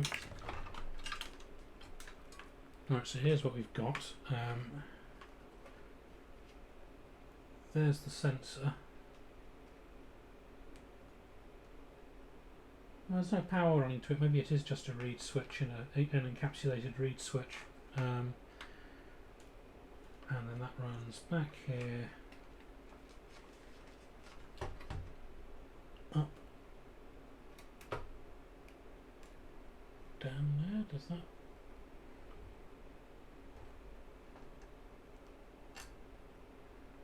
Oh, it is soldered to the board, damn it.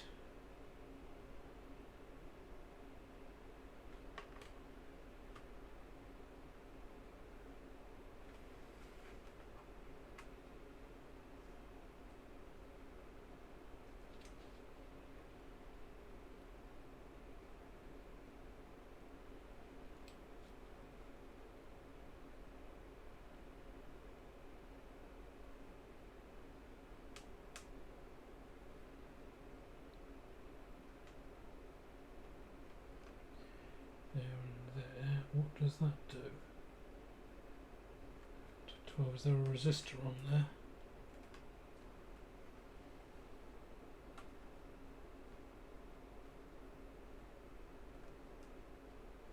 Yeah, it might be. And then that runs back here, back here, back here.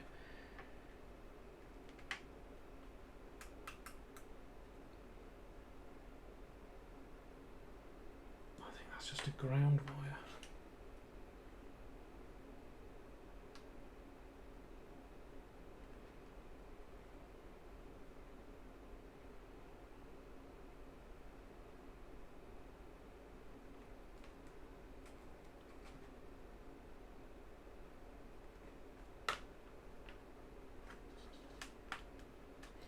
Well, that really is profoundly irritating.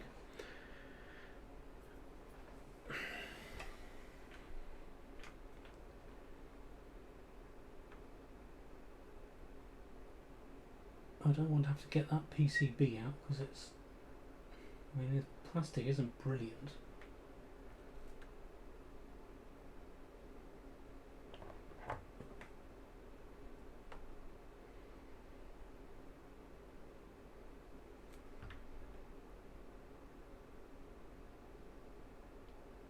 I'm going to have to screwdrivers.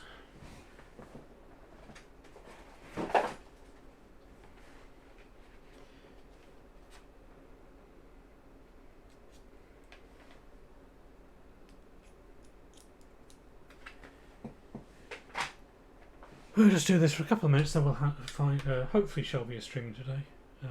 We shall go and see what he's up to in the Arizona heat.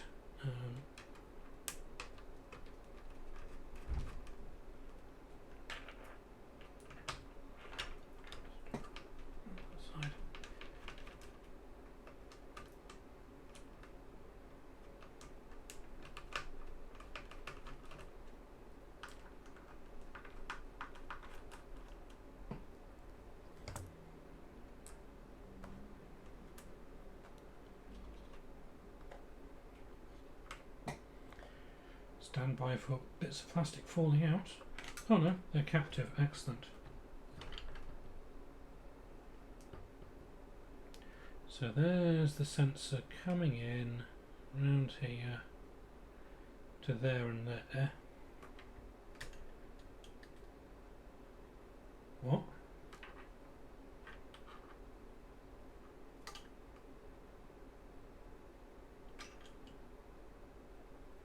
There's nothing on the other side. What the hell?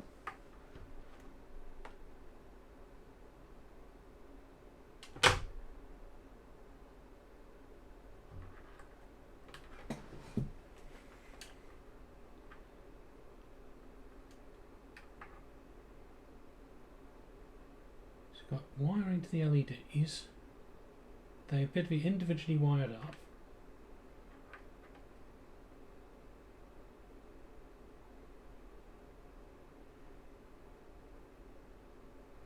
And 12.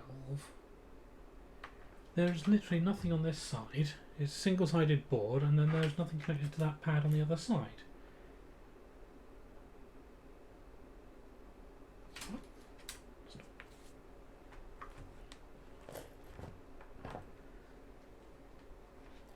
Use scanner time. Excellent. Okay, well, I'll just bell this out and then we'll get ready to hand over to Shelby in a couple of minutes after his intro is done then.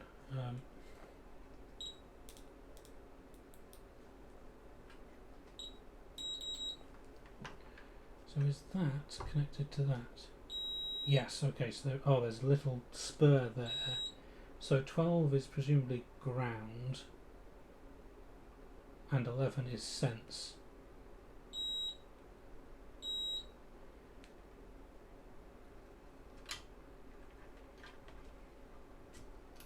How many pins? 1, 2, 3, 4, 5, 6, 7, 8, 9, 10, 11, 12, 13.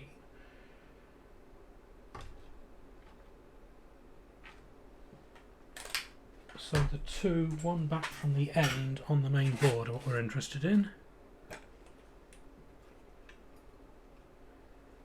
So that connector 13, pin 1 wibbles off to a resistor which runs up here.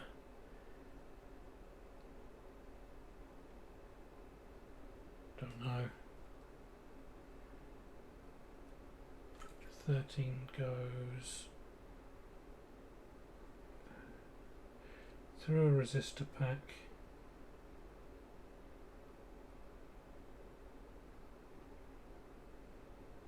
down to the other 257.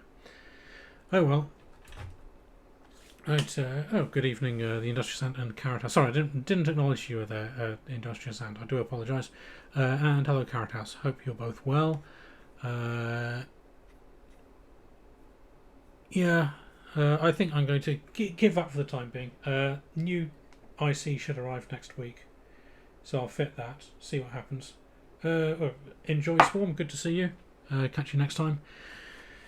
So yeah, I'll get on with that, and we'll see how it's looking either next week, or I might have some RS6000 nonsense lined up for either Tuesday or next week, or next Friday. We'll see. But in the meantime, thank you everybody for joining me. Hi there, Dopaz, as well, and thank you for the 30 bits there. So thank you all for joining me. We've eliminated a few things and got ourselves into a mess with others, so I'll catch you next time.